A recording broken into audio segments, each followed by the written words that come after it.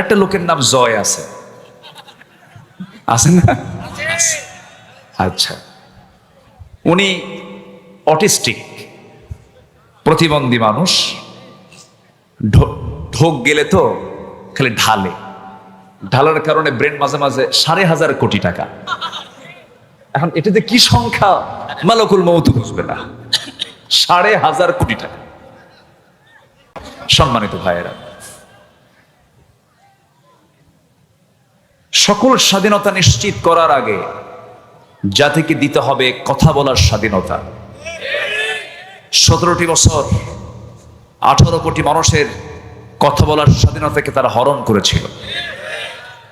আমি আজকে এই মঞ্চের পাশে দিয়ে যখন আসতেছিলাম, আমার ড্রাইভারকে বলতেছি, দেখেন বক্তার কথা বলার জন্য গায়ে গলার যে জোরটা দেখেন, এই শক্তি তারা কুক্ষিগত করার চেষ্টা করেছিল, কিন্তু ফেরাউনরা পারেনি।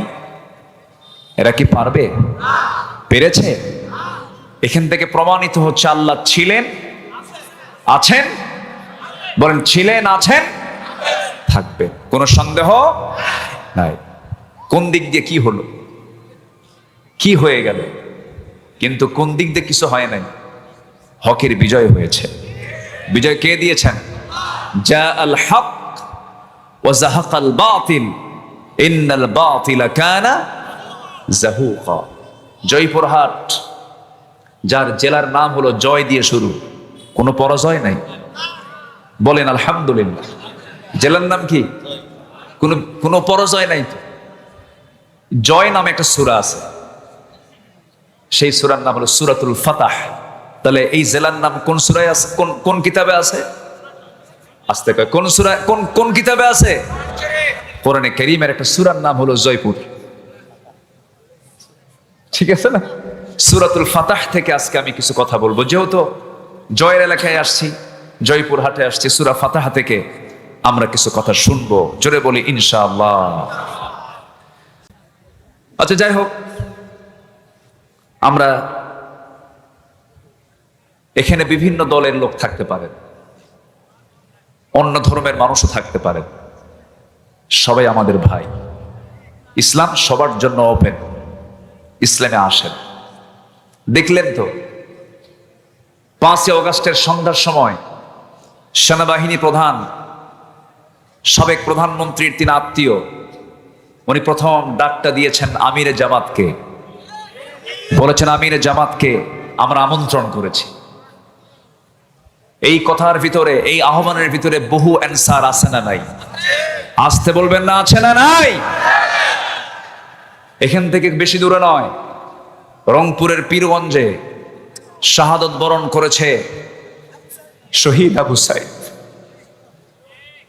মুখে দাড়ি, ইংলিশের ছাত্র। কিসের ছাত্র?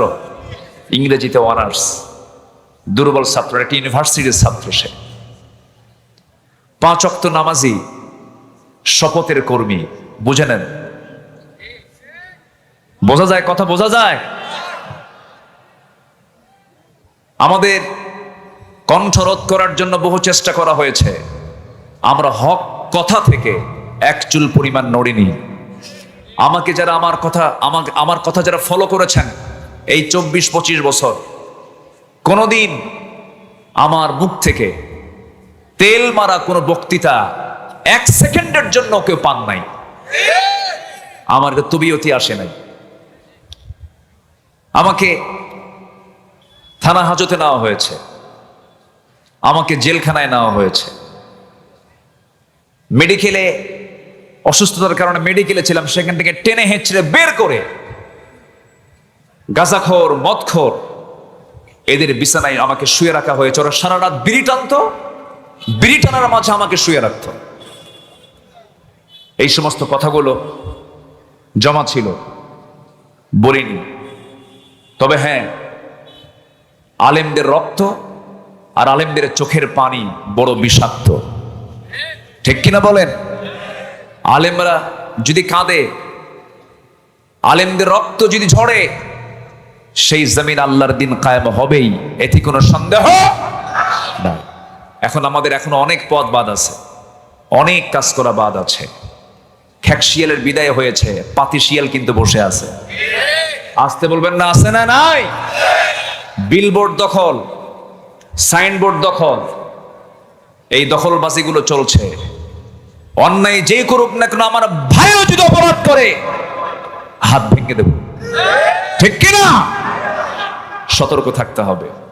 অনেক কষ্টে অর্জিত হয়েছে এই অর্জন, এটাকে আমরা কোনোভাবেই নষ্ট হতে দেব। আসতে বলবেন, নষ্ট হতে দেব। আমার চোখের সামনে, আমি ঢাকাতে ছিলাম, টঙ্গী উত্তরা মেরুলবাড্রা আমার যেখানে খুতবা হয়, সবচাইতে বেশি রক্ত ঝরেছে ব্রাক ইউনিভার্সিটির সামনে আর উত্তরার সামনে। এগুলো আমার জনপদ। আমি আমার অনেক মুসল্লি আহত হয়েছে, আমার পরিচিত জনের অনেকেই শাহাদত বরণ করেছে। তার মাদের চোখের পানি এখনো শুকায় নাই, আর এরা দখলবাজি আর বিলবোর্ড দখল নিয়ে মারামারি শুরু করেছে। আমাদের সতর্ক হওয়ার দরকার আছে না নাই? আছে। সম্মানিত ভাইয়েরা, অনেক কথা আছে, আসুন একটু ঠান্ডা মাথায় শুনি। আল্লাহ তাআলা আমার মুখ থেকে যেন সেই কথাগুলো বের করে দেন, যে কথাগুলো এই সময়ে, এই মুহূর্তে এই মুসলিম সমাজের জন্য, এই জাতির জন্য খুব প্রয়োজন। জোরে বলি আল্লাহুম্মা আমিন। আরো জোরে আল্লাহুম্মা আমিন। সূরার নাম কি? ফাতার বাংলা কি? জয়পুরহাট। ঠিক আছে না? আবার যেন উল্টা পাল্টা ব্যাখ্যা দিয়েন নাই ক্যামেরাম্যানরা, এটা নিয়ে আবার ফতুয়াবাজি শুরু হবে কিন্তু, যে সূরার নাম দিছে জয়পুরহাট। সূরাতুল ফাতাহ, বিজয়, 29টি আয়াত সম্বলিত। আল্লাহ তাআলা এই সূরাটা রাসূলকে উপহার দিয়েছেন মদিনায়। কোথায় দিয়েছেন? মদিনায়। আবার কেউ কেউ মক্কার কথাও বলেছেন। প্রকৃত বিজয় নবীজির এসেছে হলো মদিনায় আসার পরে। আল্লাহ তাআলা এই সূরার নামকরণ করেছেন প্রথম আয়াত থেকেই। দর্শের স্টাইলে কথা বলা উচিত। অনেকের কাছে মনে হয়, অনেকের কাছে এটা শ্রীহীন মনে হয়, এটা আড়ষ্ট মনে হয়, কিন্তু এখন ওয়াজের ধরন দর্শের আওতায় আসা উচিত। জোরে বলেন ইনশাআল্লাহ, জোরে বলেন ইনশাআল্লাহ। তাহলে ওয়াজে বসা আগে দরকার না ধৈর্য ধরা দরকার? বলেন বলেন কি ধরা দরকার? ধৈর্য সহকারে আমরা শুনবো। জোরে বলি ইনশাআল্লাহ। সূরাতুল ফাতাহ, আল্লাহ রাব্বুল আলামিন 1 নম্বর আয়াতের ভেতর থেকে এই শব্দ চুজ করে এই সূরার নামকরণ করেছেন সূরাতুল ফাতাহ। আল্লাহ রাব্বুল আলামিন বলেন, ইন্না ফাতাহনা লাকা ফাতহাম মুবিনা লিয়াগফিরা লাকাল্লাহু মা তাকদ্দামা মিন যামবিকা ওয়া মা তাআখার ويتم نعمته عليك ويهديك صراطا مستقيما। জোরে বলুন আল্লাহু আকবার। হে রাসূল, আপনি চিন্তান্বিত কেন? কেন আপনি চিন্তা করেন? হুদাইবিয়ার সন্ধি চুক্তি হয়েছে, আপনি সাহাবীদেরকে জানায় দেন। এই চুক্তি যদিও কুরাইশদের কিছু কিছু পক্ষে চলে গেলেও, পরোক্ষভাবে এটা মনে হলেও, কিন্তু আল্লাহ তাআলা আপনাকে প্রত্যক্ষভাবে এর মধ্য দিয়ে বিজয় দিয়েছেন। জোরে বলি সুবহানাল্লাহ। মক্কার কুরাইশরা মদিনায় গেলে পরে মদিনার মুসলমান কুরাইশদেরকে মক্কায়, আবার মদিনার কোন মুসলমান মক্কায় গেলে পরে কুরাইশরা তাদেরকে ফেরত পাঠাতে বাধ্য হবে না। এবং সেই চুক্তির মধ্যে মুহাম্মদুর রাসূলুল্লাহ সাল্লাল্লাহু আলাইহি ওয়াসাল্লাম, রাসূলুল্লাহ শব্দটা কেটে ফেলে দেওয়া হলো। সাইয়েদনা আলী ওই সময় ছিলেন, বললেন না আমার দ্বারা রাসূলুল্লাহ শব্দ কাটা সম্ভব হবে না। রাসূল সেই সময়ে বলে দিলেন, আলী কোন জায়গায় শব্দটা আছে আমাকে দেখায় দাও। আমার নবজি যখন দেখতে পেলেন সেই জায়গাটা, রাসূল নিজ হাতে কেটে দিয়ে বললেন, চুক্তিটা বড় দরকার, কারণ আমাকে তারা রাষ্ট্রনেতা মনে করেছে, এটা আমাদের বিজয়ে। যেরকম সুবহানাল্লাহ। আমাকে তারা রাষ্ট্রনেতা মনে করেছে, আমি রাষ্ট্র গঠন করেছি, ক্ষুদ্র রাষ্ট্র গঠন হয়ে গেছে মদিনায়, এটা যে মেনে নিয়েছে এটাই আমাদের বিজয়। আল্লাহু আকবার বলেন। আমার বন্ধুগণ, আমার নবীজি দোয়া করেছেন কি? আমার নবীজি দোয়া করেছেন, আল্লাহ তাআলা রব্বি আদখিলনি মুদখালা সিদকিন ওয়া আখরিজনি মুখরাজা সিদকিন ওয়াজআল লি মিন লাদুনকা সুলতানান নাসীরা। জোরে বলুন আল্লাহু আকবার। আমার নবীজি রাষ্ট্র ক্ষমতার জন্য দোয়া চেয়েছেন। নবীজি রাষ্ট্রনেতা ছিলেন, নবীজি দেশ নায়ক ছিলেন, নবীজি দেশ পরিচালনা করেছেন, বিচারপতির ভূমিকা পালন করেছেন, আবার মসজিদে নববীর ইমামতির দায়িত্ব পালন করেছেন। আমরা এমন শাসক দেখতে চাই বাংলার জমিনে যে বাইতুল মুকাররমের খতিব হবে, আবার বঙ্গভবনের সে একজন বাসিন্দা হবে। আসতে কোন কেন, জোরে কোন, ঠিক কিনা? বঙ্গভবন থেকে বের হবেন, বাইতুল মুকাররমের খুতবা দিবেন, আবার ওই ব্যক্তিটাই আবার দেশ পরিচালনা করবেন। এমন দৃশ্য যতদিন পর্যন্ত বাংলাদেশে না দেখা হবে, ততদিন পর্যন্ত বাংলাদেশে কোনোদিন শান্তি আসতে পারে না। গত পরশুদিন ধর্ম মন্ত্রণালয় থেকে আমাকে ফোন দিয়েছে। ফোন দিয়ে বলা হলো, আপনাকে ইসলামিক ফাউন্ডেশনের পক্ষ থেকে রবিউল আউয়াল মাসে বাইতুল মুকাররমে 15 দিন 20 দিন ব্যাপী তাফসীর সিরাতুন নবীর মাহফিল হয়। তো বলা হচ্ছে, হুজুর আপনাকে আমন্ত্রণ জানানো হয়েছে, আপনি যে কোনো দিন একটা দিন আপনি বাইতুল মুকাররম মসজিদে সিরাত মাহফিলের প্রধান মেহমান। তো বাইতুল মুকাররমে আমি দাওয়াত পাবো, এটা তো কল্পনাতীত, কল্পনাই করা যায় না। বহু কামিল মাদ্রাসার প্রিন্সিপালরা মাহফিল করতে আমাদেরকে নেওয়ার সাহস পেত না। কামিল মাদ্রাসার প্রিন্সিপাল, ওরে বাপরে বাপ, আব্দুল আলামিনকে এই মাহফিলে দাওয়াত দিলে আমার চাকরি শেষ। সেই জায়গায় বাইতুল মুকাররমের সিরাত মাহফিলে আমাদের মতো এই চেতনার যারা আছেন, ডক্টর আফম খালিদ হোসেন হাফিজাহুল্লাহ, বহু আগের থেকে তার পরিচয়। আমার একটা প্রতিষ্ঠিত মাহফিল নোয়াখালীর মুসাফুরের মাহফিল, সেই মুসাফুরের মাহফিলে উনিও গেস্ট ছিলেন, একই দিনে আমিও ছিলাম। উনি বাদে মাগরিব কথা বললেন, খুব দক্ষ আলোচক, তো ওনার আলোচনা 10টার পরে বোঝা কঠিন, অনেক গভীর পাণ্ডিত্য আল্লাহ তাআলা তাকে দান করেছেন। তো মাগরিব পর থেকে নিয়ে এশা পর্যন্ত আলোচনা করলেন। রাস্তার মাঝেই তার সঙ্গে আমার দেখা হলো, জাস্ট ক্রসিং হলো, এর মাঝেই কিছুক্ষণ কথা বলে নিলাম। খুব বিনয়ী মানুষ, ওনার নেতৃত্বেই এই মন্ত্রণালয়টা চলছে, একটা সংস্কার হচ্ছে মনে হয়। জোরে বলি ইনশাআল্লাহ, জোরে বলি ইনশাআল্লাহ। তার একটা সিমটম পেলাম, ওই দালাল আলেম যা, তেলবাস যারা, তারা সব লেজ গুটে বিদায় নিয়েছে। বাইতুল মুকাররমের সেই ইমাম যে ওই ব্যর্থ প্রধানমন্ত্রীকে লকব দিয়েছিল কওমি জননী, সে লেজ গুটে মসজিদ থেকে বিদায় নেয় নাই, পালাতে বাধ্য হয়েছে। সম্মানিত ভাইয়েরা, সম্মানিত বন্ধুগণ, রাষ্ট্র ক্ষমতার প্রয়োজন আছে না নাই? আসতে বলবেন না, আছে না নাই?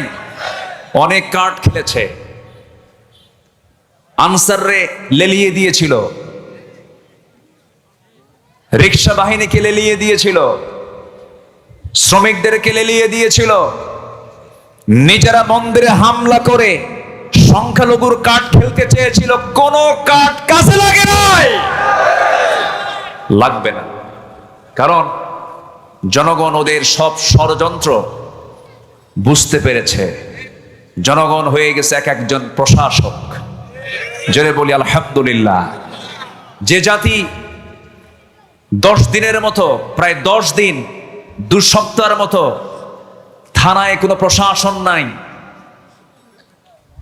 থানায় কোনো প্রশাসন নাই, 14 দিন প্রায়।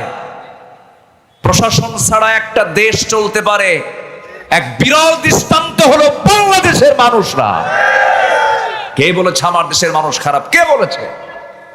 আপনি ইন্ডিয়ার দিকে তাকান, অসম্ভব চোর। ইন্ডিয়া কি? বলেন বলেন বলেন, চোর। আমাদের সব জিনিসগুলো ওরা চুরি করতে চায়। আপনি পাকিস্তানের দিকে তাকান, প্রশাসন ছাড়া 14 দিন। খোদ মানবতার ফেরিওয়ালা বলে, গণতন্ত্রের ঠিকাদার বলে আমেরিকার দিকে তাকান, 14 দিন প্রশাসন ছাড়া কোন দেশ, কোন রাষ্ট্র চলতে পারে না। আমার দেশের মানুষ, প্রত্যেকটা মানুষ হয়েছিল এক একটা প্রশাসক, সব পাহারা দিয়ে। তারা প্রমাণ করেছে আমরা দেশকে জীবন দিয়ে ভালোবাসি। মুগ্ধ, পানি লাগবে, পানি লাগবে। মুগ্ধতা ছড়িয়ে এসে দুনিয়া থেকে বিদায় নিয়েছে। তার মার চোখের পানি এখনো শুকায় নাই।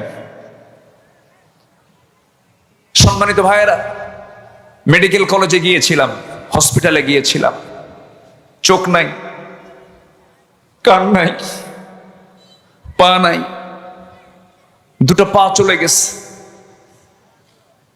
লাশ গাড়ির মধ্যে তুলে গাড়িতে আগুন ধরিয়ে দিয়েছে। যা করেছেন আপনারা, ইতিহাস আপনাদেরকে ক্ষমা করবে না, ঠিক কিনা? ব্যক্তি যে অপরাধ করেছে, ব্যক্তির শাস্তি কি হবে ইসলামে আছে না নাই? আসতে বলবেন না, আছে না নাই? ডাকাতের শাস্তি কি রাসূল শিথিল করেছেন? চোরের শাস্তি কি রাসূল শিথিল করেছেন? না। আশিদ্দাউ আলাল কুফার, আসতেছি আমি, রুহামাউ বাইনাহুম। ডাকাতের শাস্তি রাসূল শিথিল করেননি, চোরের শাস্তি রাসূল শিথিল করেননি। আমার নবীজির রাষ্ট্রপতি থাকাকালীন উচ্চ বংশীয়া সম্ভ্রান্ত বংশের এক নারী, তার নামও ফাতিমা। আমার নবীর মেয়ের নাম কি? ফাতিমা। চুরি করে ধরা পড়েছে। ওই বংশের সমস্ত লোকজন সাইয়েদনা ওমর ফারুকের কাছে এসে বলছেন, আপনি যদি বলেন রাসূল শাস্তি লাঘব করতে পারেন। সম্ভ্রান্ত পরিবারের, হাত কাটলে বিয়ে দেবো কেমনে? সমস্যা। আমার নবীর সামনে এসে যখন বললেন, ইয়া রাসূলুল্লাহ, দেখুন তো একটু কি শাস্তি লঘু করা যায়? আমার নবীজি সঙ্গে সঙ্গে জবাব দিচ্ছেন, ওমর, তোমার দারাজ কণ্ঠ কোথায় গেল? তোমার সেই তেজোদ্দীপ্ত চেতনা কোথায় গেল? আজকে ওই সম্ভ্রান্ত পরিবারের মেয়ে ফাতিমা না হয়ে আমার কলিজার টুকরা যদি ফাতিমা বিনতে মুহাম্মদ যদি চুরি করে ধরা পড়তো, আমি জনসম্মুখে সবার চোখের সামনে আমি ফাতিমাকে ডেকে না, আমি তার বাপ নিজের হাতে নিজের মেয়ের হাতটা কেটে নিতাম। আমার বন্ধুগণ, ডাকাতি করেছিল একজন, নবীর সামনে ভণ্ডামি করে কালিমার ঘোষণা দিল। নবীজি বললেন, তুমি কালিমা পড়েছো, নিরাপত্তা পেয়েছো, হুজুর আমি তো অসুস্থ, কি করা যায়? আমার রাসূল বললেন, যাও, মরু অঞ্চলে একজন রাখাল আছে, সেই রাখালের কাছ থেকে অনুমতি নিয়া উটের কিছু পেশাব, উটের কিছু পানি দুটাকে মিক্স করে তুমি পান করে নাও, তোমার জন্ডিস ভালো হয়ে যাবে, রক্ত রোগ বন্ধ হয়ে যাবে। ওষুধ মনে করে পান করলো সেই লোকটা। পান করার পরে সুস্থ হয়ে গেল। গায়ের শক্তি যখন ফেরত চলে এলো, শয়তানটা চেপে বসলো। সে করলো কি? হাতের তরবারে দিয়া সেই রাখালকে মেরে ফেলে দিয়া উটগুলোকে সে অপহরণ করে যখন নিয়ে চলে যায়, আমার নবীর কাছে জিবরাইল জানায়া দিলেন। আমার নবীজি সাহাবে কেরামকে পাঠায়া দিয়ে বলেন, সাহাবীরা যাও, যেখানে পাও সেখান থেকে ধরে ফেলো। ধরে ফেলা হলো। ধরে ফেলার পর রাসূল বললেন, তার হাত বেঁধে ফেলো, পা বেঁধে ফেলো। ওই রাখালকে যেমন করে এই ডাকাত আমার রাখাল সাহাবীকে যেমন করে মেরেছে, তোমরা তাকে তেমন করিয়ে মেরে ফেলো।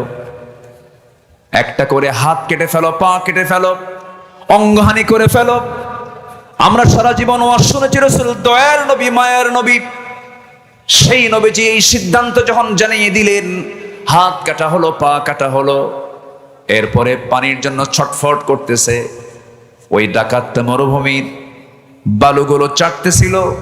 নবীজির কানে সাহাবে কেরাম সংবাদ দিলেন, হুজুর এমন দৃশ্যকে দেখে ভালো লাগে নাকি? সে পানি চাচ্ছে, তপ্ত মরুভূমির গরম বালুগুলো সে চাটতেছে, পানির জন্য ছটফট করছে, কি করব হুজুর? রাসূল বলেন, সাহাবীরা এক চুল পরিমাণ পানি দিতে পারবে না, কারণ আমার রাখালকে সে এক চুল পানিও দেয় নাই। কি বোঝা যায়? কোনো ক্ষমা নাই, ঠিক কিনা? ক্ষমা আছে, ক্ষমা আছে। যদি ক্ষমা করতে চান, কুতিবা আলাইকুমুল কিসাসের এই আয়াতের খেলাফ হয়ে যাবে। কুতিবা আলাইকুমুল কিসাস এই আয়াত যদি আমরা মেনে নেই, এই আয়াতকে যদি আমরা বিশ্বাস করি, অবশ্যই খুনির শাস্তি এই জমিনে নিশ্চিত করতে হবে। 41 বছরের খুনের রায় যদি 41 বছরের আগের খুনের রায় যদি 41 বছর পরে আদায় হয়, বাবার শাস্তি। 71 সালের যে সমস্ত বিষয়গুলোর সামনে এনে কল্পিত নাটক সাজিয়ে যদি একটা রায় দেওয়া হয়, 5ই আগস্টে যে তাজা খুন করা হলো, এটারও শাস্তি নিশ্চিত করা হলো সময়ের দাবি। রাজি আছেন কারা কারা? হাত উঁচু করে দেখান মুসলমান।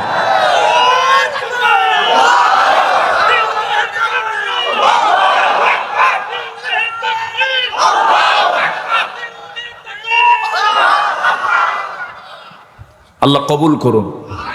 জোরে বলি আল্লাহুম্মা আমিন। আরো জোরে আল্লাহুম্মা আমিন। সম্মানিত ভাইয়েরা, সূরার নাম কি? আবার বলেন। সূরাতুল ফাতাহ। মাহফিল 5 দিন হলে ভালো হয়। এক রাতে ওয়াজ করে শুধু চুলকানি বাড়ে। 5 দিন হলে পরে ভালো হয়। একটু প্রাণ খুলে ব্যাখ্যামূলক শব্দের ব্যাখ্যা, আয়াতের ব্যাখ্যা সুন্দর করে বলা যায়, যেটা শুরু করেছিলেন আল্লামা সাঈদী রাহিমাহুল্লাহ। গত 17 আগস্ট পিরোজপুর আল্লামা সাঈদী ফাউন্ডেশনে গিয়েছিলাম, কথা বলেছি সেখানে। এই 17 আগস্ট এই ডেট করা হয়েছিল, 5 আগস্ট হবে এমন চিন্তা আমাদের মাথায় ছিল না।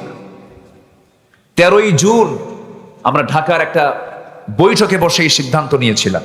জি, কথা বলেছিলাম 17 আগস্ট কেন, 15ই আগস্ট কার শোক দিবস? কি কথা কি বুঝতেছেন আপনারা? হ্যাঁ, 15ই আগস্ট।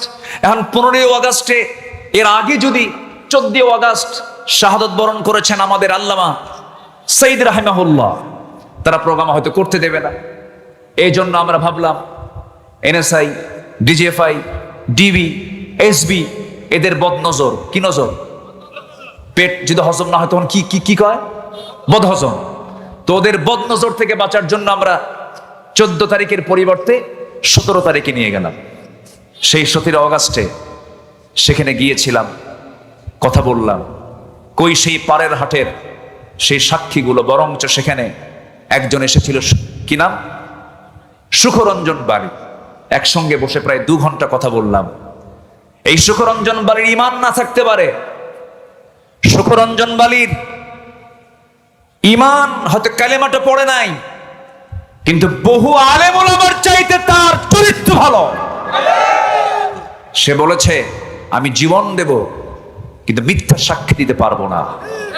কলকাতার দমদম কারাগারে তাকে পিঠ মোড়া দিয়ে, পিছনে 2 হাত বেঁধে রেখে দিয়ে দিনে রাতে শাস্তি দেওয়া হতো।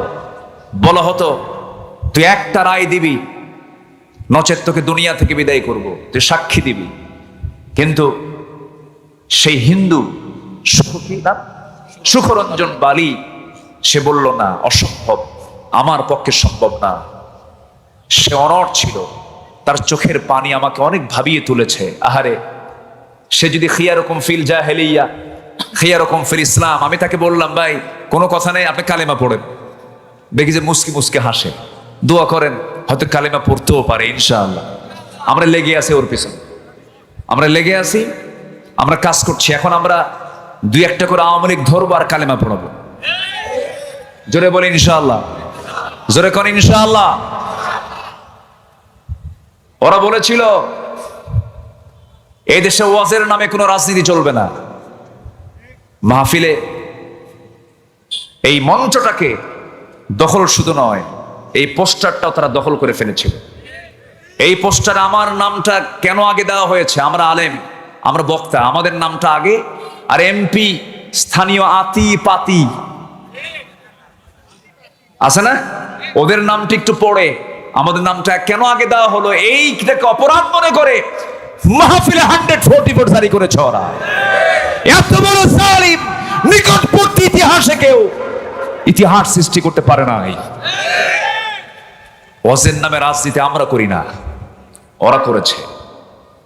মাহফিলে হাজার হাজার লোক আসে, আর ওরা 500 টাকা পিস দিয়াও ওদের জনসভায় মানুষ হাজির করতে পারে না, লোক পায় না। তো এখন মঞ্চে, এখন মাহফিলে এসে যদি দুই একটা কথা বলতে পারি, তাহলে এটাই আমাদের জন্য একটা বড় প্ল্যাটফর্ম। আবার থানায় ঘুষের টাকা না দেওয়া পর্যন্ত মাহফিল বাস্তবায়ন হতো না, ঠিক কিনা বলেন? এই চিত্রগুলো তারা চিত্রায়িত করেছে, প্রত্যেকটা জায়গায় ঘুষের বাণিজ্য চালিয়েছে, রন্ধ্রে রন্ধ্রে দুর্নীতি তারা প্রবেশ করিয়েছে। অতএব উচিত তাদের কালেমা পড়ে আবার নতুন মুসলমান হওয়া, ঠিক কিনা? সম্মানিত ভাইয়েরা, কথা আছে, একটু একটু করে বলতেছি, কারো কোনো আপত্তি নাই তো? জোরে বলি ইনশাআল্লাহ। আমাদের কথা বলতে গেলেও আবার খুব সাবধান থাকতে হয়, কারণ আমাদের মুখ থেকে অযাচিত কোনো কথাও বের হওয়া যাবে না। কারণ এই যে ক্যামেরা আছে, কিরামুন কাতিবিন ইয়ালামুনা মা তাফআলুন। শুধু ইয়ালামুন না, ওরা দেখেও, জানে এবং দেখে। তাহলে আমার কথাগুলো নিয়ে প্রত্যেকটা ইঞ্চি ইঞ্চি কথার আবার গবেষণা আছে না নাই? আছে, সব তারা রেকর্ড করছে। আমি কেন নতুন করে মুসলমান হতে বললাম? তাদের জীবন বিধানের নাম ইসলাম নয়, তাদের জীবন বিধানের নাম হলো ধর্ম নিরপেক্ষ মতবাদ। নতুন করে কেন মুসলমান হতে বলছে ওদেরকে? তাদের ধর্মের নাম হলো জাতীয়তাবাদী চেতনা। জাতীয়তাবাদী চেতনায় যারা বিশ্বাস করবে তাদের ঈমান নাই। ধর্ম নিরপেক্ষ মতবাদকে যারা বিশ্বাস করবে তাদের ঈমান নাই। কার কথা? আসতে বলবেন না, কার কথা? কোরআন কোথায় বলছে? কোরআনের কোথায় আছে? শোনাই শোনাই, সব ওই সমস্ত দলীয় নেতা কর্মীদের জানায় দিবেন, হুজুরের এই বক্তব্য শোনো, ওই আয়াতটা তালাশ করবেন। আল্লাহ রাব্বুল আলামিন বলেন, ومن يبتغي غير الإسلام دينا فلن يقبل منه وهو في الآخرة من الخاسرين। জীবন বিধান হিসাবে যারা ইসলামটাকে বাদ দিয়া, দিন হিসেবে যারা ইসলামকে বাদ দিয়া রাষ্ট্র পরিচালনায়, সমাজ পরিচালনায়, দেশ পরিচালনায় যারা ইসলামকে বাদ দিয়া দুনিয়ার কোন তন্ত্রমন্ত্র গ্রহণ করবে, পুঁজিবাদ, জাতীয়তাবাদ, ধর্ম নিরপেক্ষ মতবাদ, ক্যাপিটালিজম, সোশিয়ালিজম, ন্যাশনালিজমকে যারা গ্রহণ করবে, আল্লাহ রাব্বুল আলামিন বলছেন আমি তার পক্ষ থেকে কোনো কিছুই কবুল করব না। নামাজ পড়বে, কাজ হবে না; হজ করবে, কাজ হবে না; যাকাত দেবে, কাজ হবে না। কারণ সে দল হিসেবে সে ইসলামকে না গ্রহণ করে দুনিয়ার আইনকে গ্রহণ করেছে। আমার দেশে এখন কার আইন চলে? আল্লাহ। তাহলে কাজ কি এখনো বাদ আছে? কি আংশিক না পুরোটাই? আজ থেকে আংশিক না পুরোটাই? এখন কি পুরোপুরি জয়পুর বলা যায়? এখন কম, পুরোটিকে জয়পুর বলা যায়? আমরা গোটা দেশকে জয় করব ইসলাম দিয়ে। জোরে বলি ইনশাআল্লাহ। আমাদের সবচেয়ে বড় সাহায্যকারী কে? আর ওদের সাহায্যকারী কারা? Russia, India, America. ওদের শক্তি হলো পুঁজিবাদী, সেকুলার, ন্যাশনালিজম। ওদের ধ্বজাদের হচ্ছে ওদের পাওয়ার। আর আমাদের মূল পাওয়ার কে?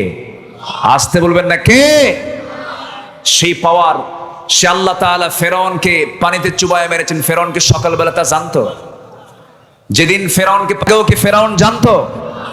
মাত্র আমার দেশের প্রধানমন্ত্রী প্রাক্তন প্রধানমন্ত্রীকে টাইম দেওয়া হয়েছিল মাত্র কত মিনিট? হ্যাঁ, সেম ফেরাউনের সঙ্গে মিলে গেছে, বুঝলেন? ফেরাউনও মরার আগ দিয়ে এরকম একটা টাইম পাইছিল। কেমন করে বললাম আমি? ফেরাউন বলল, হামান শত্রু তো পালালো, সে তো দরিয়া পারই হয়ে গেল, পার হয়ে যাওয়া মানে বিপদ আরো বেশি, ঘুম হবে না, টেনশন হবে, কোন দিক দিয়ে কোন হামলা হয়, ওকে ধরো।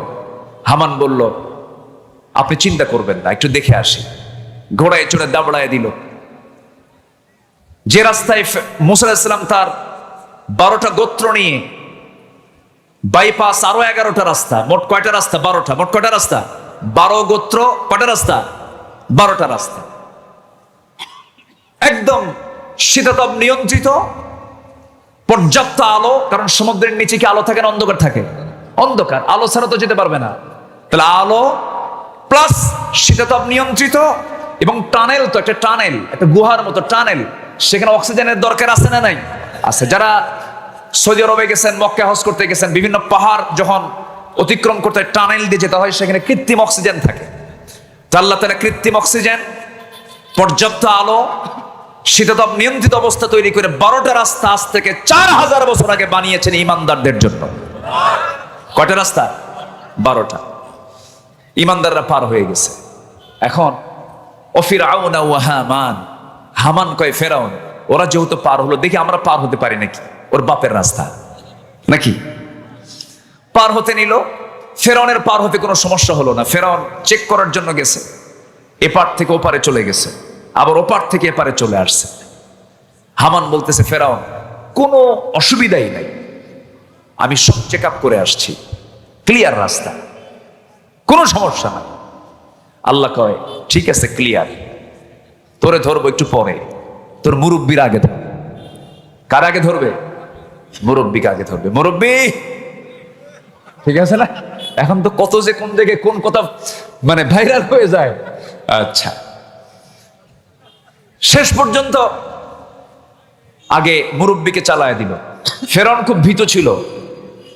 ভীত সন্ত্রস্ত হয়ে ফেরাউন করলো কি, 1 পা আগায় 2 পা পিছায়। এমন রব ভয় করে। তাহলে আমার রব কি ভয় করেন? আমার রবকে ঘুমান? আমার রবকে টেনশন করেন? আমার রবের কি কোনো ক্লান্তি আছে? ওয়ালা ইয়াউদুহু হিফযুহুমা, তার কোনো ক্লান্তি নেই। আল্লাহু আকবার বলেন। আর এমন রব 1 পা আগায় 2 পা পিছায়। ফেরাউনকে কোনো টেনশন না, আপনি দৌড়ান। ঘোড়া দাবড়ায়া দিল, পার হতে নিল। ঠিক ওই দরিয়ার ঠিক মিডিল পয়েন্ট আল্লাহ তাআলা পাহাড়ের, সমুদ্রের পানিকে আল্লাহ রাব্বুল আলামিন অর্ডার দিয়ে দিলেন, সমান হয়ে যাও। সঙ্গে সঙ্গে 2 পাশের দরিয়া পাহাড়ের মতো ভেঙ্গে যখন তার মাথার উপরে পড়তে লাগলো, ফেরাউন এখনো মারা যায় না, কিছু টাইম আল্লাহ তাআলা তাকে দিলেন। ফেরাউন বলছে, মুসা, বুঝতে পেরেছি তুমি সত্য, মুসা তুমি আমারে বাঁচাও, মুসা তুমি আমারে বাঁচাও। কিন্তু মুসা বাঁচাবেন না, আল্লাহ বাঁচাবেন। এই ডাকিও যখন কোনো কাজ হলো না, এবার ফেরাউন বলতেছে, মুসার আল্লাহ আমারে বাঁচাও। দেখছেন কার আল্লাহ? বলেন তো, কি সোজা না বাঁকা? বাঁকা। মুসার আল্লাহ আমাকে বাঁচাও, তাও কোনো কাজ হলো না। শেষ পর্যন্ত বলে ফেললো, ও আল্লাহ আমাকে বাঁচাও, ওয়ানা মিনাল মুসলিমিন, আমি তো মুসলমানদের অন্তর্ভুক্ত। কত বড় জাহা মিথ্যা কথা বলে ফেললো। কি মিল আছে না নাই? বলে আসতে বলবেন না, আছে না নাই? ওয়ানা মিনাল মুসলিমিন, আমি তো মুসলমান। আল্লাহ তৎক্ষণাৎ জবাব দিয়ে দিন, অকুনতা মিনাল মুফসিদিন, তুই হলো সন্ত্রাসীদের গডফাদার। 40,000 শিশু হত্যা করেছিল ফেরাউন। এই পৃথিবীতে হত্যার রাজনীতি চালু করেছে প্রথম হলো এই পৃথিবীর বুকে ফেরাউন। আমার দেশে ওই ফেরাউন একটা আসছিল, কিন্তু পুরুষ না, মহিলা ফেরাউন। ঠিক কিনা? মানুষকে মেরে গণভবনের পেছনে গণকবর দিয়েছে এরা। কোনো ক্ষমা নেই। খুনের বিচার অবশ্যই কোরআনের ভিত্তিতে হওয়া উচিত। ঠিক কিনা?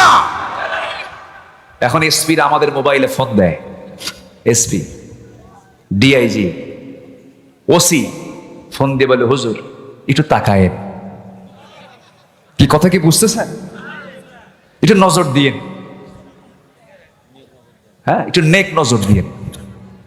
তোমরা যে বদ নজর দিচ্ছ 17 বছর, আমরা প্রতিশোধ পরায়ণ না, আমরা এতটুকু অনিয়ন্ত্রিত নয়, আমরা হিংস্র নই। কালেমা পড়ো, ভালো করে মুসলমান হও, ঠিক কিনা? আয়না ঘরে ব্যারিস্টার আরমান, আমি চোখের পানি আটকাতে পারিনি। একটা ইয়াং ছেলে, ইয়াং, নতুন বিয়ে করেছে, দুটো বাচ্চা, 2 বছর কোলে আর 4 কি 5 বছর বড় মেয়েটা। এই ছোট্ট বাচ্চা, বাবার ফাঁসির রায় হয়ে গেছে। মীর কাসেম আলী রাহেমাহুল্লাহ এদেশের অসংখ্য ছাত্রদের স্বতন্ত্র শিক্ষা প্রতিষ্ঠান শহীদি কাফেলা, দোরজয় কাফেলা, বাংলাদেশ ইসলামী ছাত্র শিবিরের প্রথম প্রতিষ্ঠাতা সভাপতি মীর কাসেম আলী, তার সুযোগ্য সন্তান একজন জাতির রাহবার ব্যারিস্টার আরমান, তার বাবার পক্ষে কোর্টে আইনি লড়াই লড়তেছিল। সেই লড়াই করতেছে কেন? এটাকে অপরাধ মনে করে তার বাবার ফাঁসির রায়ের আগেই বাড়ি থেকে বের করে ওই আয়না ঘরে নিয়েছে। আজকে 8 বছর। কত বছর? 5ই আগস্ট পর্যন্ত 8 বছর আলো ছাড়া থেকেছে। আলো চোখে দেখে নাই, সূর্যের আলো দেখে নাই, চোখে ছানি পড়েছে, চোখে ছানি পড়ে গেছে। যে লোকটার ওজন ছিল 80 কেজি, তার ওজন হয়ে গেছে মাত্র 35 কেজি। একটা মানুষ বাঁচে কেমন? কত উচ্চ শিক্ষিত একজন এদেশের নাগরিক, 60 বছর জানতো না যে তার 8 বছর আগে তার বাবার ফাঁসি দেওয়া হয়েছে। যেদিন আয়না ঘর থেকে তাকে বের করা হয়েছে, সেদিন বলতেছে, ভাইজান আমি সেই দিন জানতে পেরেছি আমার আব্বাকে 8 বছর আগে ফাঁসি দেওয়া হয়েছে। এদের এই আচরণ ফেরাউনকে হার মানায়। এদের এই আচরণ নমরুদকে হার মানিয়ে দিয়েছে। আরেকজন এদেশের সবচেয়ে মজলুম সংগঠন, 17টি বছর সবচেয়ে বেশি দমন পীড়ন নির্যাতনের শিকার হয়েছে যে দল, সেই দলের মজলুম একজন নেতা অধ্যাপক গোলাম আজম রাহেমাহুল্লাহ, তার কলিজার টুকরা সন্তান, এদেশের সেনাবাহিনীর ইতিহাসে সর্বোচ্চ সংখ্যক রেকর্ড নাম্বার যার জীবনে কোনো ফেল নাই। উনি আমাকে বলেছেন, কোন অফিসার আমার মতো নাম্বার পায় নাই। আমি ব্রিগেডিয়ার জেনারেল ছিলাম, আমার অপরাধ, আমি বাবার পক্ষে কথা বলেছি, আমার দোষ, আমি গোলাম আজমের সন্তান। আমাকে ধরে নিয়ে এই আয়না ঘরে রেখেছিল। আয়না ঘরে রেখে শুধু রাখি নাই, খাবার দেয়নি, কুকুরের খাবার তাদের মুখে দিয়েছে লাগিনি, পচা খাবার পানি দিয়ে ধুয়ে ফেলে সেই খাবারটা মজা করে খেয়েছে। যে খাবারটা 3 দিন যাবত রান্না করা হয়েছে, সেই খাবারটা তাদের কাছে মজা লেগেছে। একজন ব্যারিস্টার, একজন ব্রিগেডিয়ার জেনারেল 8টা বছর এই অন্ধকার প্রকোষ্ঠে, এটা কোনো সেল বলা যাবে না, এটা কোনো জেল বলা যাবে না। তারা বললেন, ভাইজান মনে হতো আজকের সন্ধ্যায় যেন আমার জীবনের শেষ সন্ধ্যা, আজকের এই সেজদা যেন আমার জীবনের শেষ সেজদা, হয়তো আগামীর সকাল আমরা আর পাবো না। এরকম করে করে তারা দিনগুলো পার করেছে। ব্রিগেডিয়ার আজমি তিনি বললেন যে আমার এই যে গামছা, আমার এই গামছা, আমার যে পরিমাণ চোখের পানি ঝরেছে এই গামছায়, এই পানিকে যদি ধারণ করা হতো, একটা পুষ্করী, একটা পুকুর হয়ে যেত আমার চোখের পানি দিয়া। আল্লাহ তাদের চোখের পানি বৃথা দেননি। আমরা কিছু স্বস্তির নিঃশ্বাস ফেলতে পারছি, আলহামদুলিল্লাহ বলেন। জোরে বলি আলহামদুলিল্লাহ, জোরে বলি আলহামদুলিল্লাহ। সম্পদ কাজে আসে না, ক্ষমতা কাজে আসে না, ঈমান কাজে আসে। আসতে বলবেন না, জোরে বলেন ঠিক কিনা? সম্পদ যদি কাজে আসতো, আজকে সালমান এফ রহমান দরবেশ কই? ওরফে দরবেশ নাকি? সে কি দাড়ি রাখছে না কাটছে? সে দরবেশের ভান ধরেছে, আসল দরবেশের সেনা শয়তান ওর কাছে ফেল, ঠিক কিনা? চিন্তা করা যায়, মাথার চুল কালো বানায়া, মানে সাদা চুল কি বানাইছে? কালো। আর দাড়িটা কেটে ফেলে দিয়া সে হইছে হলো মুড়িওয়ালা। কি হইছে? মুড়িওয়ালা। দেখেন না মুড়িওয়ালা, তারপরে মুসি। আমি তাদেরকে খাটো করছি না। একটা মানুষের মুখে সুন্দর দাড়ি ছিল, সেই দাড়ি কেটে ফেলে দিয়া মাথার চুল কালো করে পালাতে চেষ্টা করলো। নৌকায় চললো, নৌকা ভিড়ে ভিড়ে আবার সামনেই চলে আসে। নৌকায় উঠেও কাজ হয় নাই, ঠিক কিনা? নৌকা থেকে আবার তাদেরকে ধরা হয়েছে। একজনকে ধরছে দরবেশ, আগে ধরছে, কি বলে না, দরবেশ আগে ধরছে হলো আইনমন্ত্রী চোর, এটা যে মুরগি চোর। এই বদমাইশকে আগে ধরছে, ধরার পর একে একে নিয়ে যাচ্ছে কোস্টগার্ড। কামারে একে নেন কেন? দরবেশ তো বসে আছে। কই দরবেশ?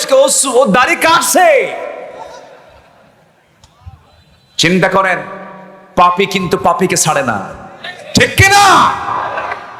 কিন্তু ইমানদার ইমানদারকে মোহাব্বত করে। ইমানদার ভাবে আমার জীবন চলে যাক, আমার ইমানদার ভাই বেঁচে থাক, ঠিক কিনা? বিপদের বন্ধু ইমানদার হয়। বিপদের বন্ধু কখনো কাফের হতে পারে না। কাফেরের বন্ধু কাফের হতে পারে না। বিপদের বন্ধু ইমানদারের জন্য ইমানদার হয়। আলহামদুলিল্লাহ বলেন। একজন দাড়ি কাটলো আর আরেকজন বাঁচার জন্য দাড়ি রাখলো। সিলেটে গিয়ে ধরা খাইলো। সিলেটবাসীকে ধন্যবাদ জানাই। এই প্রযুক্তির কল্যাণে সিলেটের কাছে আমার আলোচনা চলে যাবে। সিলেটবাসী একটা কাজ করছে, বিসি আউট। ঠিক বোঝেন নাই? ও নিজে বলে বুক ফুলে, আমি সাইদির ফাঁসির রায় দিয়েছি। সে নিজে বলে, অথচ সেই অসভ্য বেয়াদব উগ্র মেজাজি বদ মেজাজি শামসুর রহমান মানিক, সে বাঁচার জন্য ঘুষ দিয়া ৬০-৭০ লাখ টাকা হাতে নিয়া সে দেশ থেকে পালাতে চেয়েছিল। সুরতটা ধারণ করেছিল দাড়ি রেখে।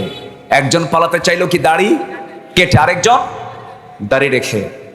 একজন হলো প্রধানমন্ত্রীর রাজনৈতিক উপদেষ্টা, অর্থনৈতিক উপদেষ্টা, আর আরেকজন হলো এদেশের সুপ্রিম কোর্ট, হাইকোর্টের একজন বিচারপতি। ইতিহাস থেকে শিক্ষা নাও, ঠিক কিনা? তাহলে ক্ষমতা এবং অর্থ কোনো কাজে আসে? আসতে বলবেন আসে? আসে কি? ঈমান বলেন আসে কি? বলেন আর আসে কি? বলেন। অতএব যারা এখন ঈমান আনেন নাই, ভালো করে ঈমান আনেন, কালেমা পড়ে মুসলমান হন। যারা ইসলামকে না মেনে দুনিয়ার কোনো দল করবে, তাদের ঈমান আনা হয়নি এখনো। আমি কি ভুল বলতেছি? ঈমান ভালো করে আনতে, ইয়া আইয়ুহাল্লাযীনা আমানু আমিনু, ভালো করে ঈমান আনো। এই ওঠে কে? এই যে ধরেন তো ওনাকে, ধরেন ধরেন, বসেন। না না, পেশাব টেশাব কিছু না এখানে। কিসের গরমের দিন না? আচ্ছা ঠিক আছে। কষ্ট হচ্ছে নাকি আপনাদের? আমি জানি জয়পুরহাটের মানুষ ভদ্র শান্তশিষ্ট, আমরা দোয়া করে যাব। আমি কি চাই আপনাদের কোনো একটা দুর্নাম দেখে, একটা খারাপ জিনিস দেখে আমি বিদায় হই? আমি কি এটা চাবো? আপনি এটাকে চান? তো বসেন। আমরা আর যদি ঘন্টাখানেক সময় নেই, আমাকে দেবেন তো নাকি? জোরে বলি ইনশাআল্লাহ, আর জোরে বলি ইনশাআল্লাহ। সম্মানিত ভাইরা, সূরার নাম কি বলেন তো? সূরাতুল ফাতাহ, বিজয়, জয়। ইসলামের জয় হয়েছে কিনা বলেন? এই দেশেও জয় আনতে হবে ইসলামের। জোরে বলি ইনশাআল্লাহ। এই জন্য দরকার নেতা। কি দরকার? মোসওয়ালা না দাড়িওয়ালা? আর ওই মোসওয়ালা না দাড়িওয়ালা? মোসওয়ালা বিড়ি খাওয়া, গাঁজা খাওয়া, নেশাখোর, মদখোর, জেনাতাই পাবেন, চুল কেটে নালে করে দিবেন সেখানে, ঠিক কিনা? আমরা সব সংস্কার করব, কোন নেশাখোর নেতা আমরা দেখতে চাই না। জোরে বলি ইনশাআল্লাহ, জোরে বলি ইনশাআল্লাহ। তাহলে একটা দেশকে পরিবর্তন করার জন্য একটা আদর্শ নেতার দরকার। আমাদের মূল নেতা হচ্ছেন মুহাম্মদুর রাসূলুল্লাহ। মুহাম্মদুর রাসূলুল্লাহ আমাদের মূল নেতা। এই নেতার সাথে যে নেতার চেহারার মিল পড়বে, দাড়ির মিল পড়বে, দলের মিল পড়বে, পোশাকের মিল পড়বে, আখলাকের মিল পড়বে, আদর্শের মিল হয়ে যাবে। আমার সঙ্গে কি সবাই একমত? সবাইকে একমত আছেন? মসজিদের কোন ইমাম যদি মহিলা হয় মানবেন? মানবেন? মসজিদের যদি কোনো ইমাম যদি দাড়ি ছাড়া হয় মানবেন? বিড়ি খাওয়া হয় মানবেন? গাঁজা খাওয়া হয় মানবেন? তাহলে মসজিদের ইমামকে যেমন আমরা নবীজির পা থেকে মাথা পর্যন্ত, মাথা থেকে পা পর্যন্ত সকল সুন্নাহ দেখতে চাই, আদর্শ দেখতে চাই, সমাজের নেতৃত্ব দেওয়ার জন্য এমন নেতৃত্ব আমরা দেখবো অন্য কোন নেতা মানি না, মানি না, মানি না। আল্লাহ কবুল করুন। তাহলে আমাদের মূল নেতা হচ্ছেন একজন, তিনি হচ্ছেন মুহাম্মদুর রাসূলুল্লাহ সাল্লাল্লাহু আলাইহি ওয়াসাল্লাম। তার শানে আল্লাহ তাআলা সূরা ফাতহার শেষে বলা হচ্ছে আমি রাসূলকে কেন পাঠালাম, রাসূল কেন আসছেন পৃথিবীতে, এটা আমাদের জানার দরকার আছে না নাই? আছে। আসুন কোরআন কি বলছে, আল্লাহ তাআলা তার রাসূলকে কেন পাঠিয়েছেন, কি জন্য পাঠিয়েছেন, উদ্দেশ্য কি? উদ্দেশ্য ছিল একটা, মূল একটা উদ্দেশ্য ছিল। আসুন সে উদ্দেশ্যটা কি, কেন পাঠানো হয়েছে? গোটা কোরআনের ভেতরে রাসূল সম্পর্কে, এই দুনিয়াতে তাকে কেন পাঠানো হয়েছে, মোটামুটি 9টা পয়েন্টে আমি পয়েন্ট আউট করতে চাচ্ছি। 1 নম্বর পয়েন্ট হচ্ছে সেই আয়াত, যে আয়াত থেকে আমি তেলাওয়াত শুরু করেছি। তাহলে এখন বলেন তো, আলোচনা কি শেষ হলো না শুরু হলো? বলেন, শেষ হলো না শুরু হলো? শুরু হলো। আবার ভাববেন না হুজুর তাহলে এতক্ষণ আপনি কি করলেন? না, আলোচনা হচ্ছে, একটু মিলাই দেবো এখন। আল্লাহ রাব্বুল আলামিন সূরাতুল ফাতহের বাড়িতে মিলাই নেবেন 28 নম্বর আয়াত। সূরাতুল ফাতহ কত নম্বর? 28 নম্বর আয়াতে আল্লাহ রাব্বুল আলামিন বলেন, এই সময় এই সময় এই সময়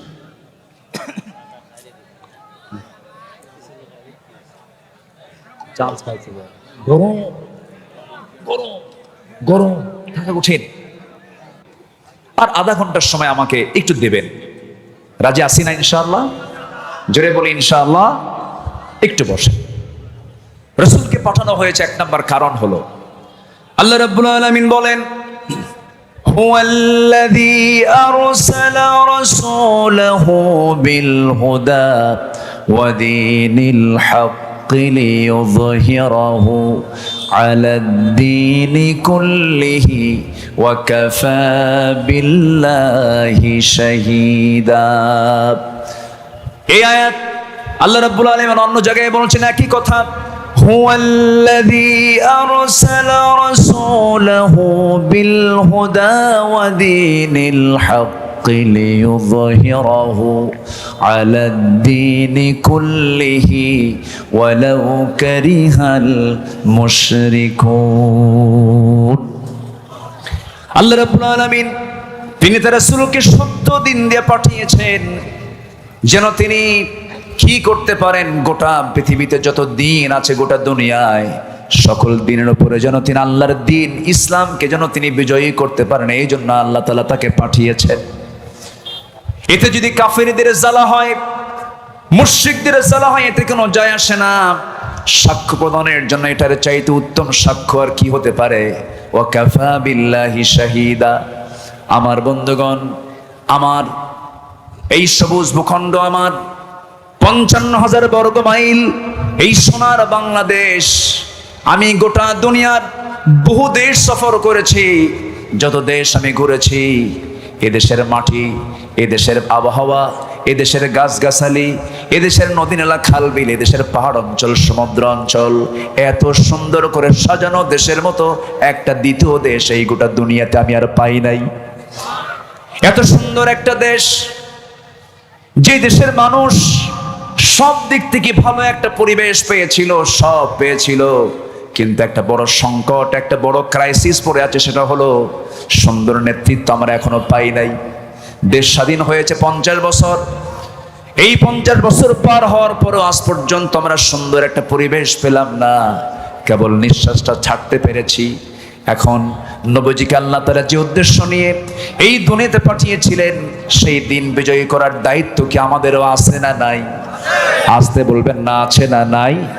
এটা কি মনে করেন নাকি সবাই? আছে আছে আছে। এটা দোয়া করলে পাওয়া যাবে না শুধু। নবীজি শুধু যদি দোয়া করতেন তাও তো আল্লাহ তাআলা দিতে পারতেন, কিন্তু রাসূলকে দিয়ে শুধু দোয়া দিয়ে আল্লাহ তাআলা তাকে পুরস্কৃত করেন নাই। তিনি দোয়াও করেছেন, আবার বাড়ি ঘরও ছেড়েছেন, আবার উহুদে চলে গেছেন, বদরে চলে গেছেন, খন্দকের প্রান্তরে চলে গেছেন। শিব আবু তালেবের 3.5 বছর তিনি জেল খেটেছেন। এরপরে রাসূলকে গালিগালাজ দেওয়া হয়েছে, মাথা রক্তগুলো গড়ে গড়ে পা পর্যন্ত চলে গেছে। এত অত্যাচার নির্যাতন সহ্য করার মূল কারণ একটাই ছিল, কোনো আইন চলবে না, আইন চলতে হবে একমাত্র কার? আরো জোরে কার? আরো জোরে কার? আল্লাহর। এমনি এমনি আল্লাহর দিন বিজয়ী হবে না। বিজয়ী হওয়ার জন্য শহীদ আল্লামা সাঈদ রাহিমাহুল্লাহর জীবন চলে গেছে। তিনি কি সাধারণ মৃত্যুবরণ করেছেন না শহীদ হয়েছেন? বড় জোরে বলেন, কি হয়েছেন? তাকে ইনজেকশন পুশ করে হত্যা করা হয়েছে, তাকে ষড়যন্ত্র করে শহীদ করা হয়েছে। একজন হার্টের রোগী হাসতে পারে না, একজন হার্টের রোগী কথা বলতে পারে না, একজন হার্টের রোগী হাঁটতে পারে না। নিজের স্বচক্ষে দেখেছি, স্বচক্ষে অবলোকন করেছি। তাকে পরিকল্পিতভাবে হত্যা করা হয়েছে। সকল তথ্য বের হয়ে যাবে ওই ডাক্তারকে গ্রেফতার করতে পারলে, ঠিক কিনা? সকল তথ্য বের হবে। জোরে বলি ইনশাআল্লাহ, আর জোরে বলি ইনশাআল্লাহ। তিনি জীবন দিয়েছেন। শহীদ মীর কাসেম আলী জীবন দিয়েছেন, কামরুজ্জামান জীবন দিয়েছেন। এরকম করে একটা দলের প্রথম কাতারের সকল নেতা, সকল নেতৃবৃন্দকে শহীদ করে দেওয়া হলো, কোনো লাভ হয় নাই। বরং আগুনে ফোঁ দিলে পরে আগুন নিভে যায়, আবার আগুনে ফোঁ দিলে পরে দ্বিগুণ দ্বিগুণ আগুন জ্বলে ওঠে। এটাই হয়েছে আমার বন্ধুগণ। তাহলে 1 নম্বর উদ্দেশ্য হলো, আল্লাহ তাআলা তার রাসূলকে দিনের ব্যাপারে কি কি দায়িত্ব দিয়েছেন। 1 নম্বর হলো, কোনো দিন চলবে না কারা দিন ছাড়া। এই দিনকে বিজয়ী করার জন্য আল্লাহ রাব্বুল আলামিন তাকে পাঠিয়েছেন। নাম্বার 2 হলো, মানুষের কাছে আল্লাহর দ্বীনি দাওয়াত পৌঁছে দেওয়ার জন্য আল্লাহ রাব্বুল আলামিন তাকে পাঠিয়েছেন। সূরা মায়েদার 19 নম্বর আয়াত, মা আলার রাসূলি ইল্লাল বালাগ ওয়াল্লাহু ইয়ালামু মা তুবদুনা ওয়া মা তাকতুমুন। নাম্বার 3 হলো, মানুষকে সতর্ক করার জন্য আল্লাহ তাআলা তাকে পাঠিয়েছেন।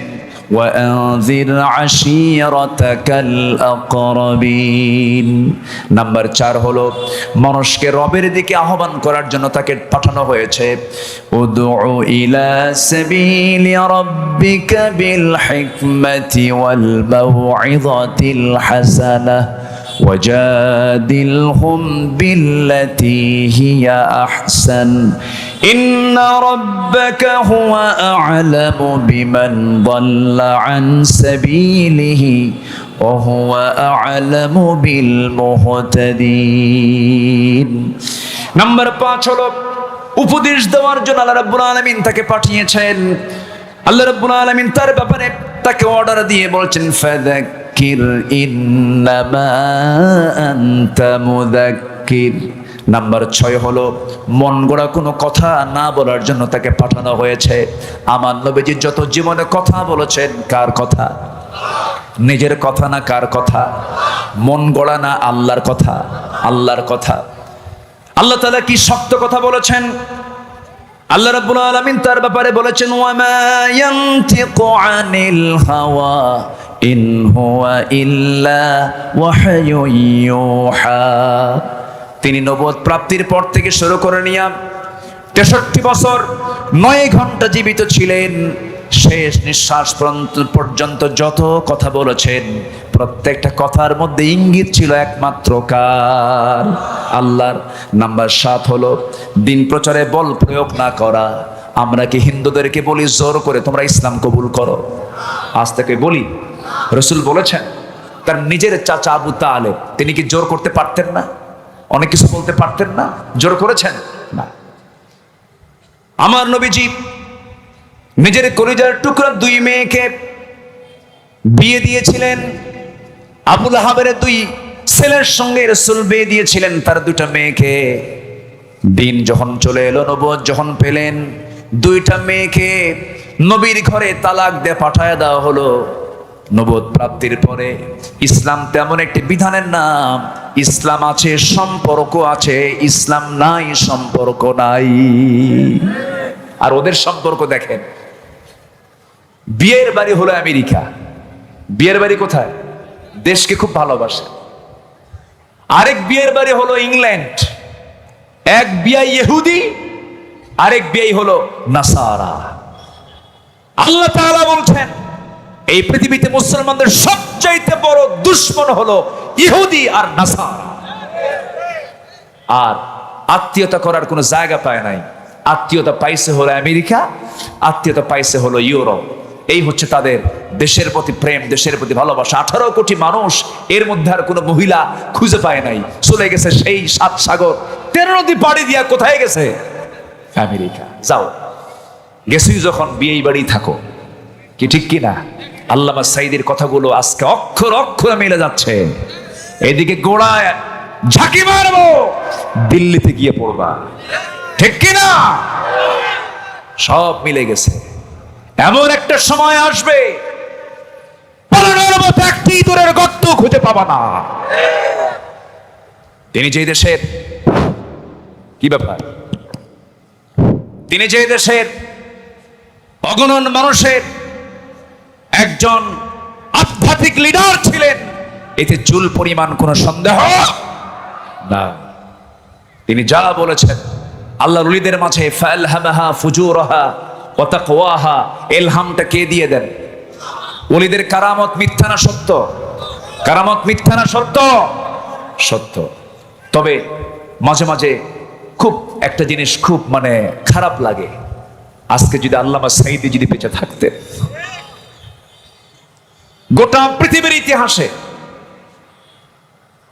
আমি কোন ইতিহাস পাইনি এমন একজন ব্যক্তির শুধু ফাঁসির রায় হয়েছে, সেই ফাঁসির রায়কে কেন্দ্র করে শত শত মুসলমান বুকের তাজা প্রাণ ঢেলে দেওয়ার ইতিহাস নিকটবর্তী 200-300 বছর আমি যতটুকু ইতিহাস পড়েছি, নিকটবর্তী কোনো ইতিহাসে এমন কোনো রেকর্ডই নাই।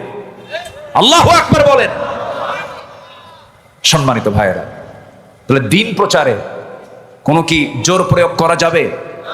আল্লামা সাঈদী এমন একটা এলাকার এমপি ছিলেন যে এলাকার অধিকাংশ ভোটার মুসলিম না হিন্দু? মুসলিম না হিন্দু? হিন্দু। তার সাক্ষীও ছিল কি? হিন্দু। কিন্তু নবীর কি বলে, আমাদের আল্লামা সাঈদীর বিপক্ষে না পক্ষে? পক্ষে। নদী সাঁতরায়া 9 মাসের পেটে বাচ্চা রেখে, 9 মাসের বাচ্চা পেটে আছে, সেই বাচ্চাকে পেটে ধারণ করে নদী সাঁতরায়া এই আল্লাহর পক্ষে তারা ভোট দিয়েছে। তাকে বলা হয়েছে ধর্মান্তরিত করার অভিযোগ তার বিরুদ্ধে লেপন করা হয়েছে, তোকমা লাগিয়ে দেওয়া হয়েছে। কিন্তু ইসলাম কখনো এই কনসেপ্টকে কখনো গ্রহণ করে না। আমার নবীজির নিজ ঘরের আপন চাচাকে কখনো তিনি জোর প্রয়োগ করেননি, বলেননি। কারণ দিন তো জোর করে গ্রহণ করা যাবে না। দিন জন প্রয়োগের কোনো কিছু নয়। দিল থেকে যার ভালো লাগবে সে কালেমা পড়ে মুসলমান হয়ে যাবে। আল্লাহর মেহেরবানি, এই কথা আমি এই 20 বছরে কোনোদিন বলতে পারি নাই। আজ পর্যন্ত আমার যতটুকু হিসাব আছে, আল্লাহ তাআলা এই অধমের হাতে 39 জন বিধর্মী কালেমা পড়ে মুসলমান হয়েছে। সত্য প্রকাশ করতে পারিনি। মিজান আজহারি কি গত এই তো 10-15 দিন আগে মালয়েশিয়া প্রোগ্রাম ছিল। ভাই আমাকে বললেন, ভাইজান আমি দেশ থেকে পালাতে বাধ্য হয়েছি, দেশ থেকে আসতে বাধ্য হয়েছি। আমাকে আসতে বাধ্য করেছে 1 নাম্বার কারণ হলো, একটা মাহফিলে 8 জন একসঙ্গে কালেমা পড়ে মুসলমান হয়েছিল। এটা ছিল তাদের চোখে বড় একটা অপরাধ। এই অপরাধে আমাকে অপরাধী সাব্যস্ত করে আমাকে বাধ্য করেছে বাইরে আসতে। আমি গিয়েছি, আমি চলে আসছি। আমার বন্ধুগণ, আমরা তো কোনো হিন্দু বাড়িতে গিয়ে হানা দেই না, বরং আমরা মন্দির পাহারা দেই, ঠিক কিনা? আমরা মন্দির পাহারা দেই। আর নিকটবর্তী আপনি ভারতের দেশে, ভারতে চলে যান, তারা মসজিদ পাহারা দেয় না, ভাঙ্গে, তারা ভাঙ্গে, আমরা গড়ি। আমরা কোনো মন্দিরে কোনোদিন আঘাত হানি নাই কোনোদিন। কোন হিন্দু ভাইকে আমরা বলি না, ভাই কালেমা যদি না পড়িস তোর খবর আছে, এমন কথা ইসলাম কখনো বলতে বলে না। কারণ আল্লাহ রাব্বুল আলামিন বলে দিয়েছেন রাসূলকে, লা ইকরাহা ফিদ্দিন, দ্বীনের ব্যাপারে কোনো জবরদস্তি নাই। রাসূল যখন চাচাকে বললেন, চাচা আপনি কালেমাটা পড়েন, জেল তামার সঙ্গে খাটলেন।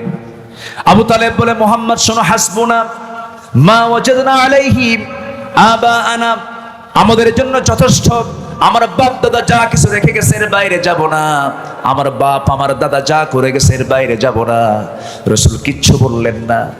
মারা যাবেন, মারা যাওয়ার আগ দিয়ে যখন নবীর কানে সংবাদ চলে আসলো চাচা অসুস্থ, অসুস্থের পাশে গিয়ে, চাচার পাশে গিয়া শিওরে বসলেন।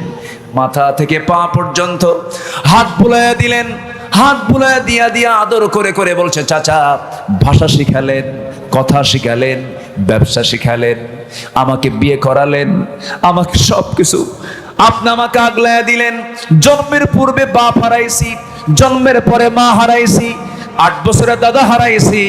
ওই যে আপনি পিতার ভূমিকা পালন করে আজ পর্যন্ত যে কষ্টগুলো আমার জন্য করে গেলেন, পুরো কালেমাও পড়া লাগবে না, একটাবার শুধু বলবেন লা ইলাহা ইল্লাল্লাহ মুহাম্মদ সাল্লাল্লাহু আলাইহি ওয়াসাল্লাম বলার দরকার নাই। লা ইলাহা ইল্লাল্লাহ এতটুকু আপনি বলেন, আমি আপনার জন্য নিজে রাসূল আপনার জন্য বেহেশতের জামিন হয়ে যাব।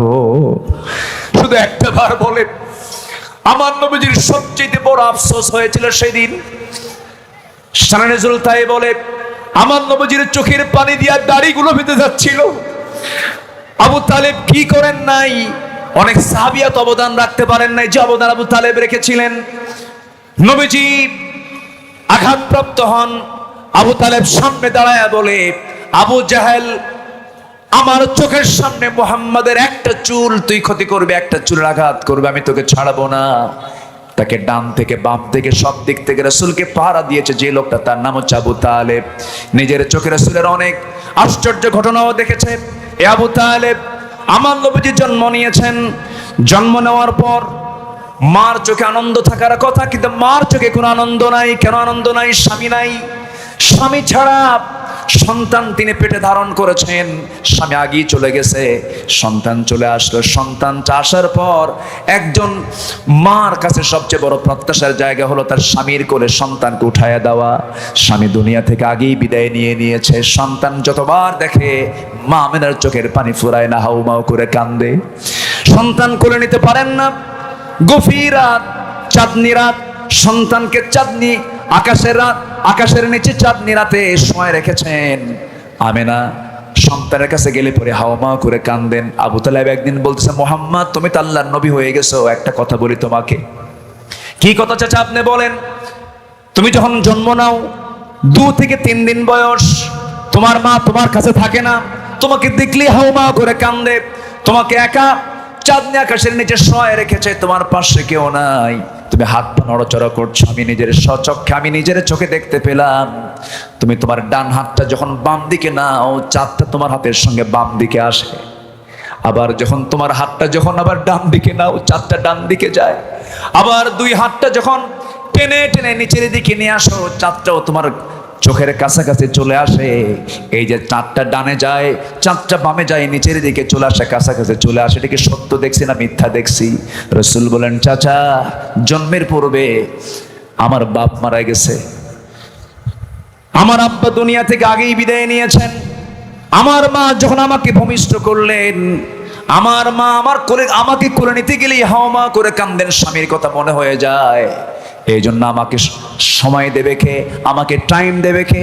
আমি একাকি রাত্রিতে শুয়ে আছি, আল্লাহ রাব্বুল আলামিন সে রাতের বেলা আকাশের চাঁদটাকে আমার জন্য খেলনা বানায়া দিয়েছিলে। আমার বন্ধুগণ, সেই রাসূলকে আদর করে করে আবু তালেব বড় করলেন, রাসূল নবুয়ত পেলেন, তার সঙ্গে জেলও খাটলেন। এত ত্যাগ, এত কুরবানি স্বীকার করার পরেও আবু তালেব দুনিয়া থেকে বেঈমান হয়ে দুনিয়া থেকে বিদায় নিয়েছেন। রাসূল তাকে জোর করেন নাই, কারণ হেদায়েতের মালিককে, আসতে বলবেন, হেদায়েতের মালিককে, হেদায়েতের মালিককে, হেদায়েতের মালিক আল্লাহ। তার আরো আরো আরো বড় প্রমাণ আছে। একজন নবীর বউ কাফের, একজন নবীর সন্তান কাফের, একজন নবীর বাবা পর্যন্ত মুশরিক, আছে না নাই?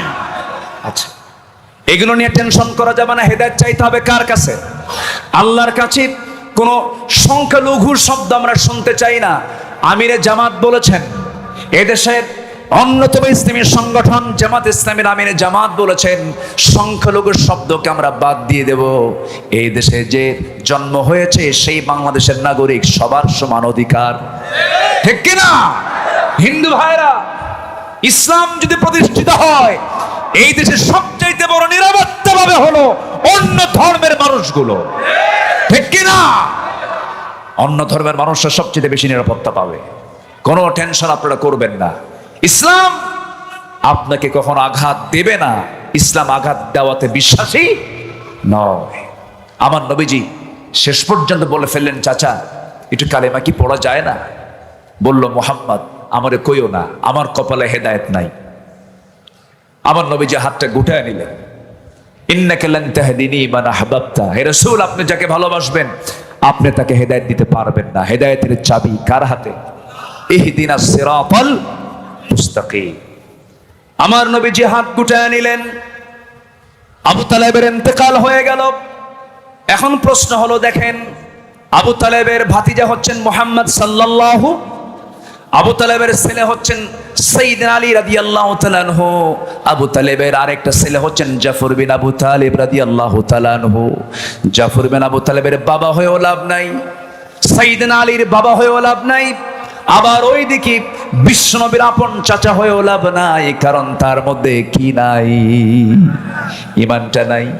আমার ভাইয়েরা, এই জন্য বলি সবচাইতে বড় সম্পদ হলো ঈমান। ইমানদার নেতা আমরা খুঁজবো, ইমানদারদের সঙ্গে আমরা থাকবো। ওকুনু মা'আস সাদিকিন, সাদিকদের সঙ্গে থাকবো, সত্যবাদীর সঙ্গে চলাফেরা করব। বাম রাম, অত্যাচারী, জালেম, শোষক, চোর, ডাকাতদের সঙ্গে আমাদের কোনো সম্পর্ক থাকতে পারে? যারাই চাঁদাবাজি করবে হাত কেটে দিতে হবে, ঠিক কিনা? যারাই সন্ত্রাসীগিরি করবে আইনের হাতে তুলে দিতে হবে। আমরা সতর্ক থাকবো। জোরে বলি ইনশাআল্লাহ। রাসূল দিন প্রচারে কোনোদিন জোর প্রয়োগ করেননি। নাম্বার 8 হলো মানব জাতির মুক্তির দিশা দেখানো। মানব জাতিকে মুক্তির দিশা দেখানোর জন্যই রাসূলকে হাদি করে, রাসূলকে নবী করে, দূত করে পাঠিয়েছেন কে? আসতে বলবেন না, কে? এক রাসূল না অসংখ্য রাসূল? বলেন এক রাসূল। আল্লাহ তাআলা শুধু এক রাসূলকে পাঠিয়েছেন? বলেন এক রাসূল। লক্ষাধিক পয়গম্বর, 1,24,000 মতান্তরে বলে। তো মতান্তরে তো 1 লাখ ডিফারেন্স হয় না। আমাদের সংখ্যা বলার দরকার নেই, আমাদের সংখ্যা অসংখ্য পয়গম্বর। ওয়ায়াকতুলুনান নাবিয়্যিনা বিগাইরি হক। এক কথা, আল্লাহ তাআলা লিকুল্লি কওমিন হাদ, এমন কোন কওম নাই যে কওমের জন্য আল্লাহ তাআলা নবী পাঠান নাই। আল্লাহু আকবার বলেন। প্রত্যেকটা কওমের জন্য নবী পাঠিয়েছেন। তিনি কে? আল্লাহ তাআলা সকলের জন্য নবী পাঠিয়েছেন। কিন্তু সকল পয়গম্বর ছিলেন হলো আঞ্চলিক নবী। কি নবী বলেন? কওমের নবী। আর আমার নবী কি আঞ্চলিক না বিশ্ব? বলেন আঞ্চলিক না বিশ্ব? আচ্ছা, সকল উম্মত ছিল আঞ্চলিক উম্মত, কি? আর আমরা হলাম কি? বিশ্ব উম্মত, বিশ্ব নবীর উম্মত আমরা। তাহলে আমাদের ডিগ্রি কি কম না বেশি? আমাদের নবীর ডিগ্রি কম না বেশি? আমাদের কোরআনের ডিগ্রি কম না বেশি? বেশি। সব দিক থেকে যদি বেশি হয়, আমাদের সম্মানটা কম হওয়ার কথা না বেশি হওয়ার কথা?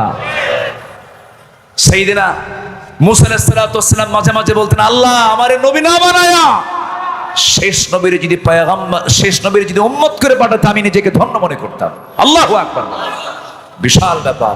অতএব সেই বিশ্বনবীর উম্মত আমরা হতে পেরেছি। আমাদের চ্যালেঞ্জ সামনে একটাই, সেটা হলো কোন আইন মানি না আল্লাহর আইন ছাড়া।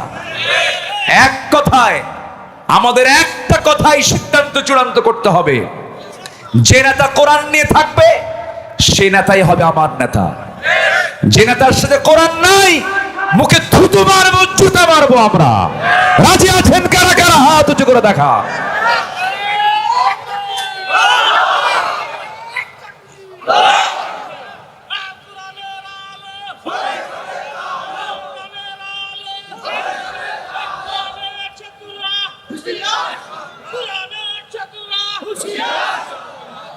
আল্লাহ কবুল করুন। জোরে বলি আল্লাহুম্মা আমিন। আরো জোরে আল্লাহুম্মা আমিন। সম্মানিত ভাইয়েরা, আজকের মাহফিল অনেক মা বোন মন হয়ে আসছে না? মা বোনরা আসছে। মেয়েদের অবদান ইসলামে আছে না নাই? উহুদের ময়দানে শুধু পুরুষ ছিল না, মহিলাও ছিল। এই ছাত্র বৈষম্য বিরোধী আন্দোলনে যারা দুনিয়া থেকে বিদায় নিয়েছে, এর মধ্যে মহিলাও আছে না নাই? আসতে বলবেন না, আছে না নাই? আছে। শুধু মাদের ব্যাপারে, বোনদের ব্যাপারে শুধু আমরা একটা কথা বলবো, মেহেরবানি করে আন্দোলন করেন, সংগ্রাম করেন, ডাক্তার হন, ইঞ্জিনিয়ার হন, অফিসে বসেন, সব কিছু করেন, সমস্যা নাই। শুধু একটা অনুরোধ আপনাদের কাছে, ছাত্রী সমাজ যারা আছেন, ইউনিভার্সিটিতে যারা, আপনি কেন ডাক্তার হবেন না? পর্দাশীলা মহিলার পেটের অপারেশন করার জন্য পুরুষ ডাক্তার দরকার না মহিলা ডাক্তার দরকার? মহিলারা ডাক্তার হবে, ইঞ্জিনিয়ার হবে, তারা বড় বড় জ্ঞানী হবে, প্রফেসর হবে, তারা শিক্ষিত হবে, কোনো বাধা ইসলামে নাই। কিন্তু মা, দয়া করে কপালে টিপটা না দিয়া, মাথার চুলটা না দেখায়া, সৌন্দর্যটাকে স্বামী ছাড়া অন্য কারোর সামনে ডিসপ্লে না করে, একটু বোরকাটা পরে, পর্দার পোশাক পরে শালীন হয়ে চলাফেরা করুন। এই দেশের কোটি কোটি নারীরা অনায়াসে আল্লাহর জান্নাতে চলে যাবে, আল্লাহ কাউকে বাধা দেবেন না। আমার দেশের মারা অন্য দেশের মহিলাদের চেয়ে অনেক ভালো, অনেক ভালো। ঘুরেছি তো, গোটা পৃথিবীর অনেক জায়গায় ঘুরেছি। আমার দেশের মায়েরা, এদের কাছে ইসলাম বোঝানো, ইসলাম পৌঁছানো খুবই সহজ। কিন্তু এদেশের কিছু ঘাপটি মার্কা, কিছু বদমাইশ নেতৃত্বের জন্য এটা সবচাইতে বড় দায়ী। ঠিক কিনা বলেন? গান বাজনা করানোর জন্য কিছু অভিভাবক আছে, নিজের মেয়েকে মঞ্চে তুলে দেয়, তুই নাচ। জয়পুরহাটে মনে হয় নাই? বিচিত্র অনুষ্ঠানের নামে হাই স্কুলে কিছু অনুষ্ঠান করা হয়, নাচা হয়, অশ্লীল নৃত্য পরিবেশন করা হয়। আমরা প্রশাসনকে, আমরা আইন মন্ত্রণালয়ের দায়িত্বে যারা আছেন, তাদেরকে বলবো, আমার মা বোনদের ইজ্জতের দাম আছে না নাই? আমার মার অশ্লীল দৃশ্য, পেট বের করা, পিঠ বের করা, চুল বের করা, এমন নোংরা দৃশ্য আমরা আর দেখতে চাই না। কি ব্যাপার? হ্যাঁ, বিদ্যুৎ আসছে? যে বিদ্যুৎ আসছে, আবার বিদ্যুৎ যায়, এটা তো পূর্বের সরকারের বৈশিষ্ট্য। এখন এটা যদি আমাদের এখনো হয়, কেবল শুরু হলো তো, এখন শিশু তো, বাচ্চার বয়স কয় মাস? হয়নি তো 1 মাস, একদিন শর্ট আছে। তো বাচ্চার বয়স যদি 1 মাসই না হয়, ও তো দুধ খাইতে হয় কেমনে তাও তো জানে না। একটু সময় দেন।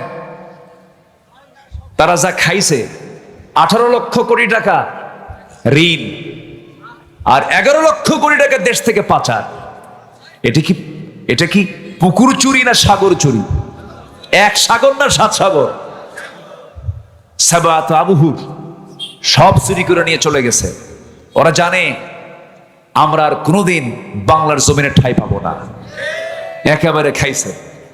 যা নিয়ে গেছে তা দিয়া 500টা পদ্মা সেতু হতো, শত শত মেট্রো রেল হতো।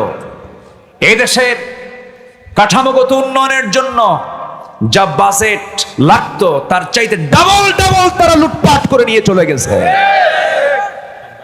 সব নিয়ে চলে গেছে। কিন্তু নিয়ে গেলে হবে কি? আমরা নিয়ে যেতে দেব না, আমরা সব বের করে আনবো। জোরে বলি ইনশাআল্লাহ, আরো জোরে বলি ইনশাআল্লাহ। এই জন্য একতাবদ্ধ হওয়ার দরকার আছে না নাই? কার দাড়ি ছোট, কার দাড়ি বড়, কার দাড়ি আছে, কার দাড়ি নাই, কার মাথার টুপি লম্বা, কার মাথার টুপি গোল, কার জালি টুপি, কার ভরা টুপি, কে ফাড়া পাঞ্জাবি, কে জুব্বা, কে পায়জামা, কে প্যান্ট, কে কোন দরবার, কে নাভিতে হাত বাঁধে, কে বুকে হাত বাঁধে, কে আমিন আসতে বলে, কে আমিন জোরে বলে, এগুলো দেখার সময় এখন নাই আমাদের। কোন দরবারের ধোঁয়া দিবেন না, কোরআনকে সামনে রেখে। কোরআন কয়টা? আল্লাহ কয়জন? নবী আমার একজন। আমাদের নবী এক, আমাদের আল্লাহ এক, আমাদের কিতাব এক। সকল দ্বন্দ্ব ভেদাভেদ ভুলে গিয়ে কোরআনকে যারা পার্লামেন্টে দেখতে চান, ছোটখাটো সমস্ত মতনৈক্যের দিকে না তাকায়া ইখতিলাফ মাল ইত্তেহাদ কায়েম করে এই বাংলার জমিন আল্লাহর দিন কায়েমের জন্য সর্বাত্মক মাঠে ময়দানে সবাই কি কাজ করতে রাজি আছেন? রাজি আছেন? কোন কোন বীর জওয়ানরা হাত উঁচু করে দেখা।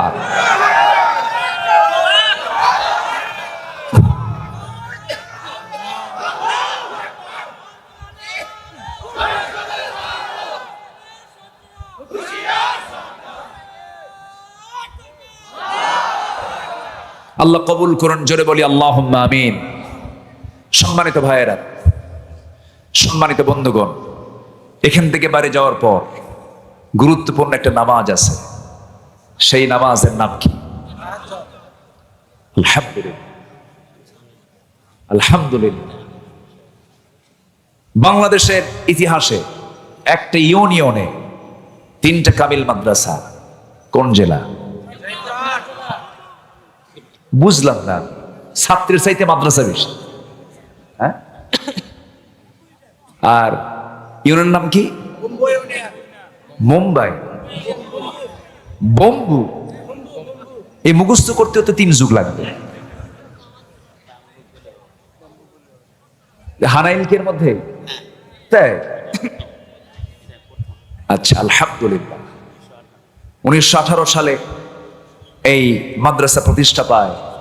এক ইউনিয়নে, গোটা বাংলাদেশের কোথাও এই রেকর্ডটা নাই।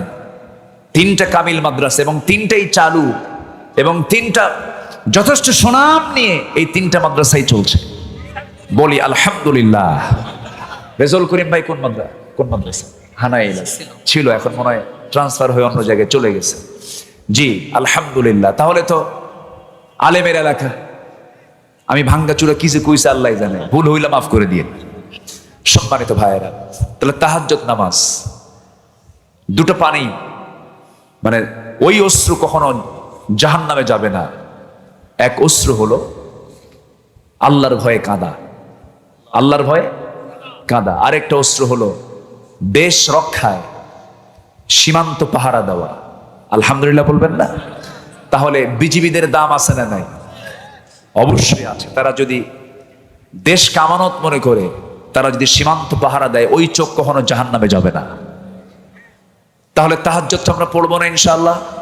এখন কি তাহাজ্জুদের সময় হয়ে গেছে না? হয়ে গেছে। বাড়িতে গিয়ে উজু বানাবো। ওয়াজ শোনার শর্ত কি উজু করা? আস্তে কর, উত্তম। উজুর উপরে থাকলে ভালো। আমার রাসূল মেরাজে গেলেন, জান্নাতে ঢুকে কাউকে পাচ্ছেন না। হঠাৎ করে বেলালের আওয়াজ তার কানে চলে আসে। বেলাল, সাইয়েদনা বেলাল, ধলা না কালো? শুধু কালো না ঘন কালো? চুলও কালো, চেহারাও কালো, শুধু দাঁত শুধু সাদা, খালি চকমকা করে দাঁত, চেহারার কোনো সৌন্দর্য নাই। সাহাবীরা মাঝে মাঝে বলতে কালো পাহাড় আসে। কি পাহাড়? কালো পাহাড়। রাসূল বললেন, এই সাহাবীরা, আমার বেলালকে কালো পাহাড় বলো না। তোমরা কি জানো আমি হলাম ইমাম আর আমার বেলাল হলো মুয়াজ্জিন? যেরকম সুবহানাল্লাহ। কে বলেছেন? নেলসন ম্যান্ডেলা, বড়বাদী বৈষম্যের নেতা। আমার নবীজি ইমামের দায়িত্ব পালন করলেন, তার মুয়াজ্জিন বানালেন কালো বেলালকে। ওয়াজআলনাকুম শুউবা ওয়া ক্বাবাইলা লিতাআরাফু ইন্না আকরামাকুম ইনদাল্লাহি আতকাকুম। আল্লাহু আকবার। আমার নবীজি সাইয়েদনা বেলালকে সম্মান দিলেন। রাসূল জান্নাতের মধ্যে তার আওয়াজ শুনতে পাচ্ছেন। দুনিয়াতে এসে বলেন, বেলাল তুমি দুনিয়াতে, কিন্তু তুমি জান্নাতে ঘুরলা কেমনে? তোমার আওয়াজ পেলাম পায়ে হাঁটার। তুমি কি আমল করো বলো তো? সাইয়েদনা বেলাল বলেন, হুজুর ওযু করি নামাজ পড়ি। আমি ওযু ছাড়া কখনো থাকি না, যখন আমার ওযু যায় ওযু বানায় নি 2 রাকাত নামাজ পড়ি। জোরে বলি সুবহানাল্লাহ। এই আমলটাকে আমরা করব, জোরে বলি ইনশাআল্লাহ, আরো জোরে বলি ইনশাআল্লাহ। আমাদের নাগরিক হতে হবে আদর্শ নাগরিক। 1 নম্বর আদর্শ নাগরিকের চরিত্র হবে নামাজি না বেনামাজি। আপনি নামাজি হবেন না, এই রাষ্ট্রের আপনি হক নষ্ট করছেন। একটা আদর্শ দেশের আদর্শ নাগরিক হতে হলে প্রথম শর্ত হলো কয় ওয়াক্ত নামাজ? 5 ওয়াক্ত নামাজ আমরা কেউ ছাড়বো না। রাজি আছেন কারা কারা? হাত উঁচু করে দেখা। জোরে বলি ইয়া আল্লাহ, আমাদেরকে 5 ওয়াক্ত সালাত আদায় করার তৌফিক তুমি আল্লাহ দিয়ে দাও। জোরে বলি আমিন, আরো জোরে আমিন, আরো জোরে আমিন। হাত নামান। বাড়ির বউ কাউকে দেখাবেন না। বাড়ির বউ পাবলিকের না স্বামীর? পাবলিক করে এমন স্বামী আছে না নাই? বউ কি পাবলিক না পার্সোনাল? বউয়ের ছবি সুন্দর করে তোলে, ফেসবুকে দিয়া আপলোড করে, লেখে স্ট্যাটাস, প্রিয় বন্ধুরা আসুন আমার বউটাকে সবাই মিলে জামাতের সাথে দেখি। যেরকম নাউজুবিল্লাহ। আসতে বলবেন না, আছে না নাই বলেন? বউকে জামাতের সঙ্গে দেখা যায়? বউ দেখবে কয়জন? কার বউ? ভালো করে কোন, কার বউ? নিজের বউ না অন্যের বউ? নিজের বউ। অন্যের বউ দেখা কি? আসতে কয়। অনেকে কিছু আরাম। আরাম না হারাম? আরো জোরে, আরো জোরে। শালিকে দেখা যাবে, শালিকে আজ থেকে শালিকে দেখা যাবে। শালিকে দেখা কি? কিচ্ছু কয় না, কোন জোরে কোন? হারাম। আচ্ছা, শালার বউ, শালা বিয়া করে নাই, শালার বউ দেখতে যায় এমন দুলাভাই আছে না নাই? এটা কি সুন্নতে মুআক্কাদা? আসতে কয়। শালাকে বলে তুই কি বউ বুঝিস কিছু? বউ কেমন কি আমার তো অভিজ্ঞতা আছে। দেখছেন কত বড় লুচ্চা আছে না নাই? আছে। বউ দেখবে, বিয়ে করার জন্য বউয়ের পাত্রী দেখতে যাবে, মানে পাত্রী নির্বাচন করার জন্য দেখতে যাবে। ছেলে নিজে না ছেলের বাবা যাবে? ছেলের দুলাভাই যাবে? কে যাবে? ছেলে নিজে দেখবে। দুলাভাইও জায়েজ নাই, বাবাও জায়েজ নাই। এগুলো ভুল করে। আবার কিছু নামাজিও আছে, শালি নিয়ে ঘোরে, বউ নিয়ে ঘোরে না। বউ তো পুরাতন। শালিকে বলে ও হোন্ডা, হোন্ডায় চলায়। শালি মনে মনে চিন্তা করে যে কোনোদিন এই মেলা দেখি নাই, গোপীনাথের মেলা দেখি নাই। হুজুর কিন্তু সব খবর রাখে। তো গোপীনাথের মেলায় দুলাভাই যখন অফার করছে, এই চান্স তো জীবনে নাও আসতে পারে, যাই। হোন্ডায় চড়ছে, লজ্জাও পায়, দুলাভাই মানুষ। তো পিছনে উঠে চিন্তা করে গায়ের সঙ্গে গা লাগালে কেমন হয়, এটা তো উচিত না। তো গাটা না লাগাইয়া মাঝখানে একটা ফাঁকা রাখছে যেন গা না লাগে, পিছনে শক্ত করে ধরে আছে। দুলাভাই এমন আরাম পাচ্ছে না, আছে না? আছে না? সামনে যায় এমন ব্রেক মারে, এক ব্রেকে গ্যাপ পুরো। আছে না নাই? শালি মারা গেছে, দাফন করতে হবে। তো শালির কবরে নামছে হলো দুলাভাই। হুজুর দেখে কয় লা হাওলা ওয়ালা কুওয়াতা ইল্লা বিল্লাহ। এই তুমি নামছো কেন? তোমার নাম হারাম। দুলাভাই মনে মনে করে সারা জীবন তাজা শালি হুন্ডা নিয়ে ঘুরলাম, কোনো ফতুয়া নাই। মরার পরে মরে গেছে শালি, এখন কয় হারাম। সম্মানিত ভাইয়েরা, আমাদের ভালো হওয়ার সময় আমরা এখন পেয়েছি। বোরকা পরলে কেউ আর বলবে না জঙ্গির পোশাক, মাথায় টুপি পরলে কেউ বলবে না এটা জঙ্গির টুপি, দাড়ি রাখলে পরে আমাদের কেউ আর বাধা দেবে না। বহু লটর ফটর করেছ, বহু ষড়যন্ত্র করেছ। ভালো হও, ভালো হও, নচেত এই জাতি তোমাদের কাউকে ক্ষমা করবে না। এরাই রাসূলুল্লাহর মাথার টুপি কুকুরের মাথায় চড়িয়ে দিয়েছিল। কিছু নাস্তিকের বাচ্চা এখনো আছে না নাই? নিঝুম মজুমদার গা ঢাকা দিয়ে বসে আছে। নিঝুম মজুমদার আল্লামা সাঈদী কিনে বাজে কথা বলেছে। নিঝুম মজুমদার কোথায় আছে খুঁজে বের করতে হবে। সম্মানিত ভাইয়েরা, এরকম শত শত নাস্তিকের তালিকা এখন আমরা করব। নাস্তিকদের আল্লাহ সহ্য করেন না, ইমানদার সহ্য করতে পারে না। লেখার শক্তি আল্লাহ তোমাকে দিয়েছে, তসলিমা নাসরিনের মতো লেখা বাদ দিয়ে দাও, নাস্তিক হুমায়ুন আজাদের মতো লেখা বাদ দিয়ে দাও। লেখো মতিউর রহমান মল্লিকের মতো, লেখো কবি আল মাহমুদের মতো, লেখো জাতীয় কবি নজরুল ইসলামের মতো। আল্লাহ তোমাকে নিয়ামতে ধন্য করেছেন। বাম রামের চিন্তা মাথায় এনে লিখবো, ওই হাত আমরা ভেঙে চুরে চুরমার করে দেব। ফেসবুক স্ট্যাটাস দিতে সাবধান হয়ে যাবা। ফেসবুক একটা গুরুত্বপূর্ণ প্ল্যাটফর্ম, এই প্ল্যাটফর্মকে তোমরা প্রশ্নবিদ্ধ করবা না। তাদেরকে আমরা সতর্ক করে দিচ্ছি। আমরা মাফ করতে জানি, কিন্তু অন্যায়কে ক্ষমা করতে জানি না। আল্লাহ আমাদের সবাইকে বোঝার তৌফিক দান করুন। জোরে বলি আল্লাহুম্মা আমিন। আজ আমি তৃপ্তি ভরে নাম ধরে কিছু কথা বলতে পেরেছি, এই সুযোগ দিয়েছেন কে? আসতে বলবেন না কে?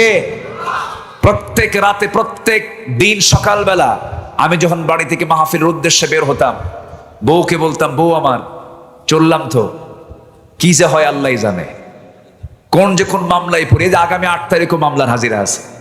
এমন চাকরি দিছিল আমারে, বিদেশে যাব কখন টেনশন, ঘুরবো কখন টেনশন। এমন মামলা, 18 কোটি মামলা, 18 কোটি এই দেশের নাগরিকের বিরুদ্ধে মামলা হয়েছিল। দেশটা বানিয়েছিল কারাগার। তাই আমরা দেখেছি 8 তারিখে মামলার হাজিরা আছে। তো বললো, উকিল সাহেব বললো আপনার না আসলেও হবে। বললাম যে কেন? এটা কি বলবেন, আপনি যা বলবেন তাই করে দেব।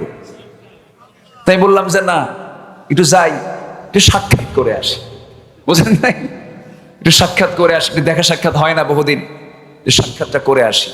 হামজার মামলা থেকে তাকে অব্যাহতি দেওয়া হয়েছে, আলী হাসান ওসামার মামলা অব্যাহতি হয়েছে, তারপরে গুনবীর মামলা অব্যাহতি হয়েছে, হারুন ইজহারের মামলা অব্যাহতি হয়েছে। হাফিজাহুল্লাহ, আল্লাহ তাদেরকে হেফাজত করুন। জোরে বলি আল্লাহুম্মা আমিন।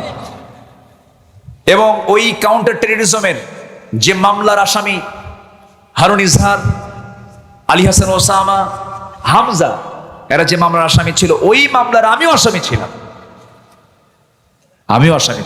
ওই একই মামলায় আমাকে আসামি করা হয়েছিল। সম্মানিত ভাইয়েরা, এরা মামলা দিয়ে দিয়ে চেষ্টা করেছিল যে এদের মুখকে বন্ধ করতে পারবো আমরা, কিন্তু না, আল্লাহ শোনেন নাই।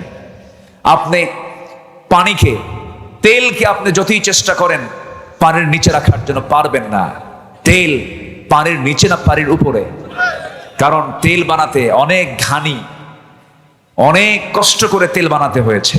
তেল কখনো পানির নিচে থাকতে পারে, হক কখনো বাতিলের নিচে চাপা থাকতে পারে। আল্লাহ মুহূর্তের মধ্যে সবকিছুর ফায়সালা করে দিয়েছেন। এখন আমরা দেশ গড়ব কি দিয়া? আজ দেশ গড়ব কি দিয়া? কোরআন কি কোনো কারো বাপের, কারো স্বামীর, কারো নেতা, কোন নেতা? কোরআন কার? কোরআন কার? আকাশ কার? জমিন কার? সূর্য কার? চন্দ্র কার? অতএব কোরআন এসেছে কার কাছ থেকে? অতএব শান্তি আসবে একমাত্র এই কোরআন দিয়েই। কোরআনের শাসন বাংলার জমিন আমরা চাই। সবাই চান তো ইনশাআল্লাহ? আর তো জঙ্গিবাদের গালি নাই, আর তো যুদ্ধবাদের গালি নাই, সন্ত্রাসীর গালি নাই। আমরা এখন কোরআনটাকে আমরা চাই। যারা চাবে না, সে যে দলেরই হোক না কেন, সেই ইসলামের দুশমন। আল্লাহ সবাইকে বোঝার তৌফিক দান করো। আমি আমার কথা আর বাড়াবো না, যতটুকুন হয়েছে আমরা বলে ফেলি আলহামদুলিল্লাহ। দোয়া না করে কেউ যাবেন? আমরা সবাই দোয়া করে যাব, নামাজের মতো করে বসি। এটা নামাজের মতো করে বসি। 3 বছর আমি আসতে পারিনি এই জায়গায়। কয় বছর? 3 বছর আসতে পারিনি। আল্লাহ পাক আসার সুযোগ করে দিয়েছেন, আলহামদুলিল্লাহ বলেন। আল্লাহ তুমি মাহফিল কমিটির উপরে বরকত নাজিল করো, সবাইকে তুমি দ্বীনের জন্য কবুল করো। ঢাড়কির প্রত্যেকটা ঘরকে তুমি ইসলামের দুর্গ বানায় দাও। হ্যাঁ, আচ্ছা, দেখা যাক। আপনারা বসেন, নামাজের মতো করে বসেন। ও আচ্ছা, মাহফিলটা মসজিদের না? জি, মাহফিলটা মসজিদের। আপনারা কি দিয়েছেন জানি না মসজিদের জন্য। মসজিদ মানে অ্যাপ্লিকেট হয়ে আছে, প্রার্থী হয়ে আছে। মসজিদটা কার ঘর? জি, আল্লাহুম্মা আমিন। ربنا ظلمنا أنفسنا وإن لم تغفر لنا وترحمنا لنكونن من الخاسرين ربنا لا تزغ قلوبنا بعد إذ هديتنا وهب لنا من لدنك رحمة إنك أنت الوهاب গভীর রাত নিঝুম রাত প্রচন্ড গরমের ভিতরে হাজার হাজার মুসলমান নরনারী নিয়া তোমার কালাম থেকে কিছু আলোচনা করে এবং শুনে সে শান্তে এসে তাহাজ্জুদের সময় ভিক্ষুকের মতো ছোট্ট ছোট্ট দুটি হাত আসামির মতো তোমার দরবারে তুলে রেখেছি আল্লাহ।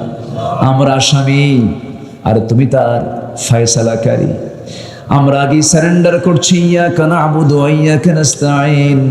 রুকু দিয়ে সেজদা দিয়ে তোমার কাছে সারেন্ডার করি আল্লাহ গো। চোখের গুনাহ, কানের গুনাহ, হাতের গুনাহ, মনের গুনাহ, যত গুনাহ জীবনে করেছি সমস্ত গুনাহগুলোকে মেহেরবানি করে তুমি আল্লাহ মাফ করে দাও। আল্লাহ তাআলা আমরা জানি আমাদের গুনাহ যত বড় তোমার রহমত তার চেয়ে অনেক বেশি বড় আল্লাহ।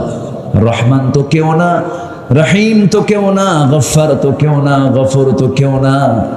আল্লাহ তুমি তোমার এই বড় বড় নামের ওসিলায়, রহমান নামের ওসিলায় আমরা ক্ষুদ্র তোমার সৃষ্টি মাখলুক বান্দা যত গুনাহ করেছে সব গুনাহগুলোকে তুমি আল্লাহ মাফ করে দাও। জনম দুঃখিনী মা, জনম দুঃখী বাপ জান যারা চলে গেলেন, জিন্দেগির গুনাহগুলো মাফ করে দাও, কবরগুলোকে জান্নাতের টুকরা বানায়া দাও।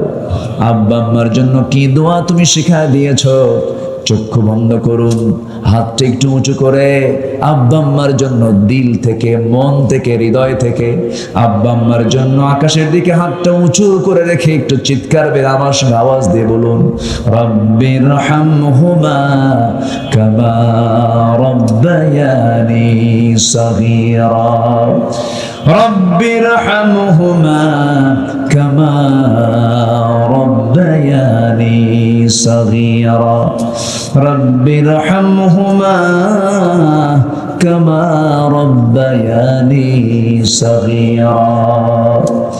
আয় আল্লাহ তাআলা এমন ভাই আমার সঙ্গে হাত তুলতে পারেন, নিজের হাতে নিজের মাকে দাফন করেছেন, নিজের বাবার লাশ নিজের পিঠে বহন করে কবর পর্যন্ত নিয়ে চলে গেছে। সে আব্বা আম্মা যারা চলে গেল রে, জিন্দেগির গুনাহগুলো মাফ করো, কবরগুলোকে জান্নাতের বাগিচা বানায়া দাও। আয় আল্লাহ তাআলা বিশেষ করে এই মাহফিলের আয়োজন যারা করলেন, শোনার জন্য কষ্ট করে যারা আসলেন, বিনিময়ে কিয়ামতের কঠিন ময়দান যেদিন কেউ কাউকে চিনবে না, এমনকি মা সন্তানকে পর্যন্ত স্বীকার করে বসবে, যেদিন মানুষ কাঁদতে কাঁদতে চোখের পানিগুলো পড়ে যাবে, চোখ থেকে রক্ত বের হওয়া শুরু হয়ে যাবে, সেই কঠিন মুসিবতের দিন এ মাহফিল সবার জন্য নাজাতের মাধ্যম তুমি আল্লাহ বানায়া দিও আল্লাহ। 5 আগস্টের আগে এক চিত্র ছিল বাংলার জমিনের, 5 আগস্টের পর আরেক চিত্র হয়েছে বাংলাদেশে। আল্লাহ গো, জুলুম শাহী থেকে আমাদেরকে একটু রক্ষা দিয়েছ, তোমার কাছে প্রার্থনা করি এই জমিনটা তুমি কোরআনের জন্য কবুল করে দাও। আয় আল্লাহ তাআলা শহীদ আবু সাঈদ, মুগ্ধ এই যে আমাদের সন্তানগুলো, তাজা প্রাণগুলো এই দেশকে জুলুম থেকে বাঁচানোর জন্য, অত্যাচার থেকে বাঁচার জন্য এই যে বুকের তাজা প্রাণগুলো ঢেলে দিল, রক্তগুলো তারা জমিনে ঢেলে দিল। আল্লাহ গো, মেহেরবানি করে তুমি তাদের শাহাদতকে তুমি আল্লাহ দয়া করে কবুল আর মঞ্জুর করে নাও। আয় আল্লাহ তাআলা এই জমিনে অনেক শহীদের রক্ত ঝরেছে আল্লাহ, তোমার জমিনে তোমার দিন কায়েমের জন্য বছরের পর বছর জেলখানায় কয়েদি হয়ে, অত্যাচারিত হয়ে, কত কষ্ট স্বীকার করে জেলে ধুকে ধুকে অনেকে জীবন দিলেন, ফাঁসির কাস্টে ঝুলায় মারা হলো রে আল্লাহ, তুমি তাদের শাহাদাতকে কবুল করে নাও। তোমার কাছে একটাই প্রত্যাশা, এতগুলো ত্যাগ, এতগুলো কোরবানি যারা নিজের জীবন উৎসর্গ করে দিলেন, যারা তোমার কাছে একটা ফরিয়াদ, মেহেরবানি করে জমিনে তোমার কোরআনের রাজ কায়েম হয়েছে এমন দৃশ্য দেখার তৌফিক তুমি আল্লাহ আমাদের দেখায় দাও। আয় আল্লাহ তাআলা সাইদুর রহমান ভাইকে কবুল করে নাও। আমার ডানে বসে আছো উদীয়মান সম্মানময় আমার চোখে মনে হচ্ছে একটা আলো ছড়িয়ে পড়বে গোটা বিশ্বময়। মিসবাহুল আজমকে তুমি আল্লাহ দ্বীনের জন্য, কোরআনের জন্য কবুল আর মঞ্জুর করে নাও। ওসামাকে কবুল করো। অনেকেই দোয়া চেয়েছেন, আয় আল্লাহ তাআলা যার যা প্রার্থনা তুমি আল্লাহ দয়া করে কবুল আর মঞ্জুর করে নাও। আয় আল্লাহ তাআলা তোমার বান্দাদের এই ছোট্ট ছোট্ট হাত, তুমি আল্লাহ আমাদের রব, তুমি যদি না মাফ করো আমরা কার কাছে চাইতে যাব? ব্যবসা মন্দা, ব্যবসায় বরকত দিয়ে দাও। আয় আল্লাহ তাআলা যে সমস্ত ভাইয়েরা জুলুম চালিয়েছে, অত্যাচার চালিয়েছে, তারা যদি অনুতপ্ত হয়, তারা যদি একটু চোখের পানি ফেলে যদি তওবা করে ফেরত আসে, তোমার রাসূল তো শিক্ষা দিয়েছেন, ফতে মক্কার দিন 18 জনকে ছাড়া তিনি সবাইকে মাফ করে দিয়েছিলেন। দিনে গ্রহণ আসতে চাইলে আমরা তাদেরকে ধৈর্য ধরে অবশ্যই গ্রহণ করব। ওই সমস্ত অবাধ্য বান্দা যেগুলো আছে, জালিম বান্দাগুলোকে তুমি আল্লাহ অনুগত হয়ে দিনের সুশীতল ছায়া তুলে তুমি আল্লাহ তাদেরকে কবুল আর মঞ্জুর করে দাও। আয় আল্লাহ তাআলা এই পৃথিবীতে আসার তো সিরিয়াল ছিল, যাওয়ার তো কোনো সিরিয়াল নাই। কোন দিন দুনিয়া থেকে বিদায় নেব? কারো বাপ গেল, কারো মা গেল, কারো ভাই গেল, কারো বোন গেল। আমার চোখের সামনে আমার নিজের আপন বড় বোন, 3 বছরের ছোট বড় আমরা ছিলাম। আজ থেকে 7 বছর আগে বোনটা আমার দুনিয়া থেকে বিদায় হয়ে গেছে। সেই দিন কবরের পাশে গিয়ে দাঁড়ায় দেখি কত বড় বড় গাছ হয়ে গেছে রে। শিয়াল, কুকুর, জন্তুর বসবাস ওই কবরস্থান।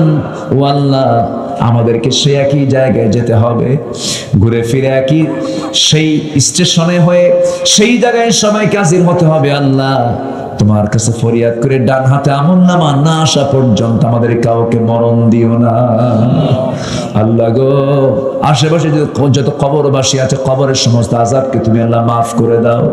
ধাড়কির প্রত্যেকটা ঘরকে ইসলামের দুর্গ বানায় দাও। প্রত্যেক ঘরে মা বোনদেরকে তুমি আল্লাহ আয়েশা, খাদিজা, সুমাইয়ার মতো লজ্জাবতী পর্দাশীলা মা বানায় নাও। রহিমার মতো মা বানায় নাও।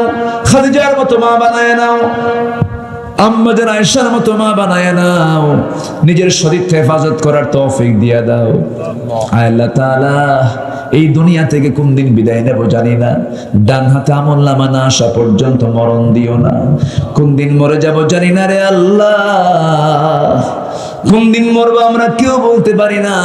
তবে যেদিন মরবো আমাকে কেউ রক্ষা করতে পারবে না।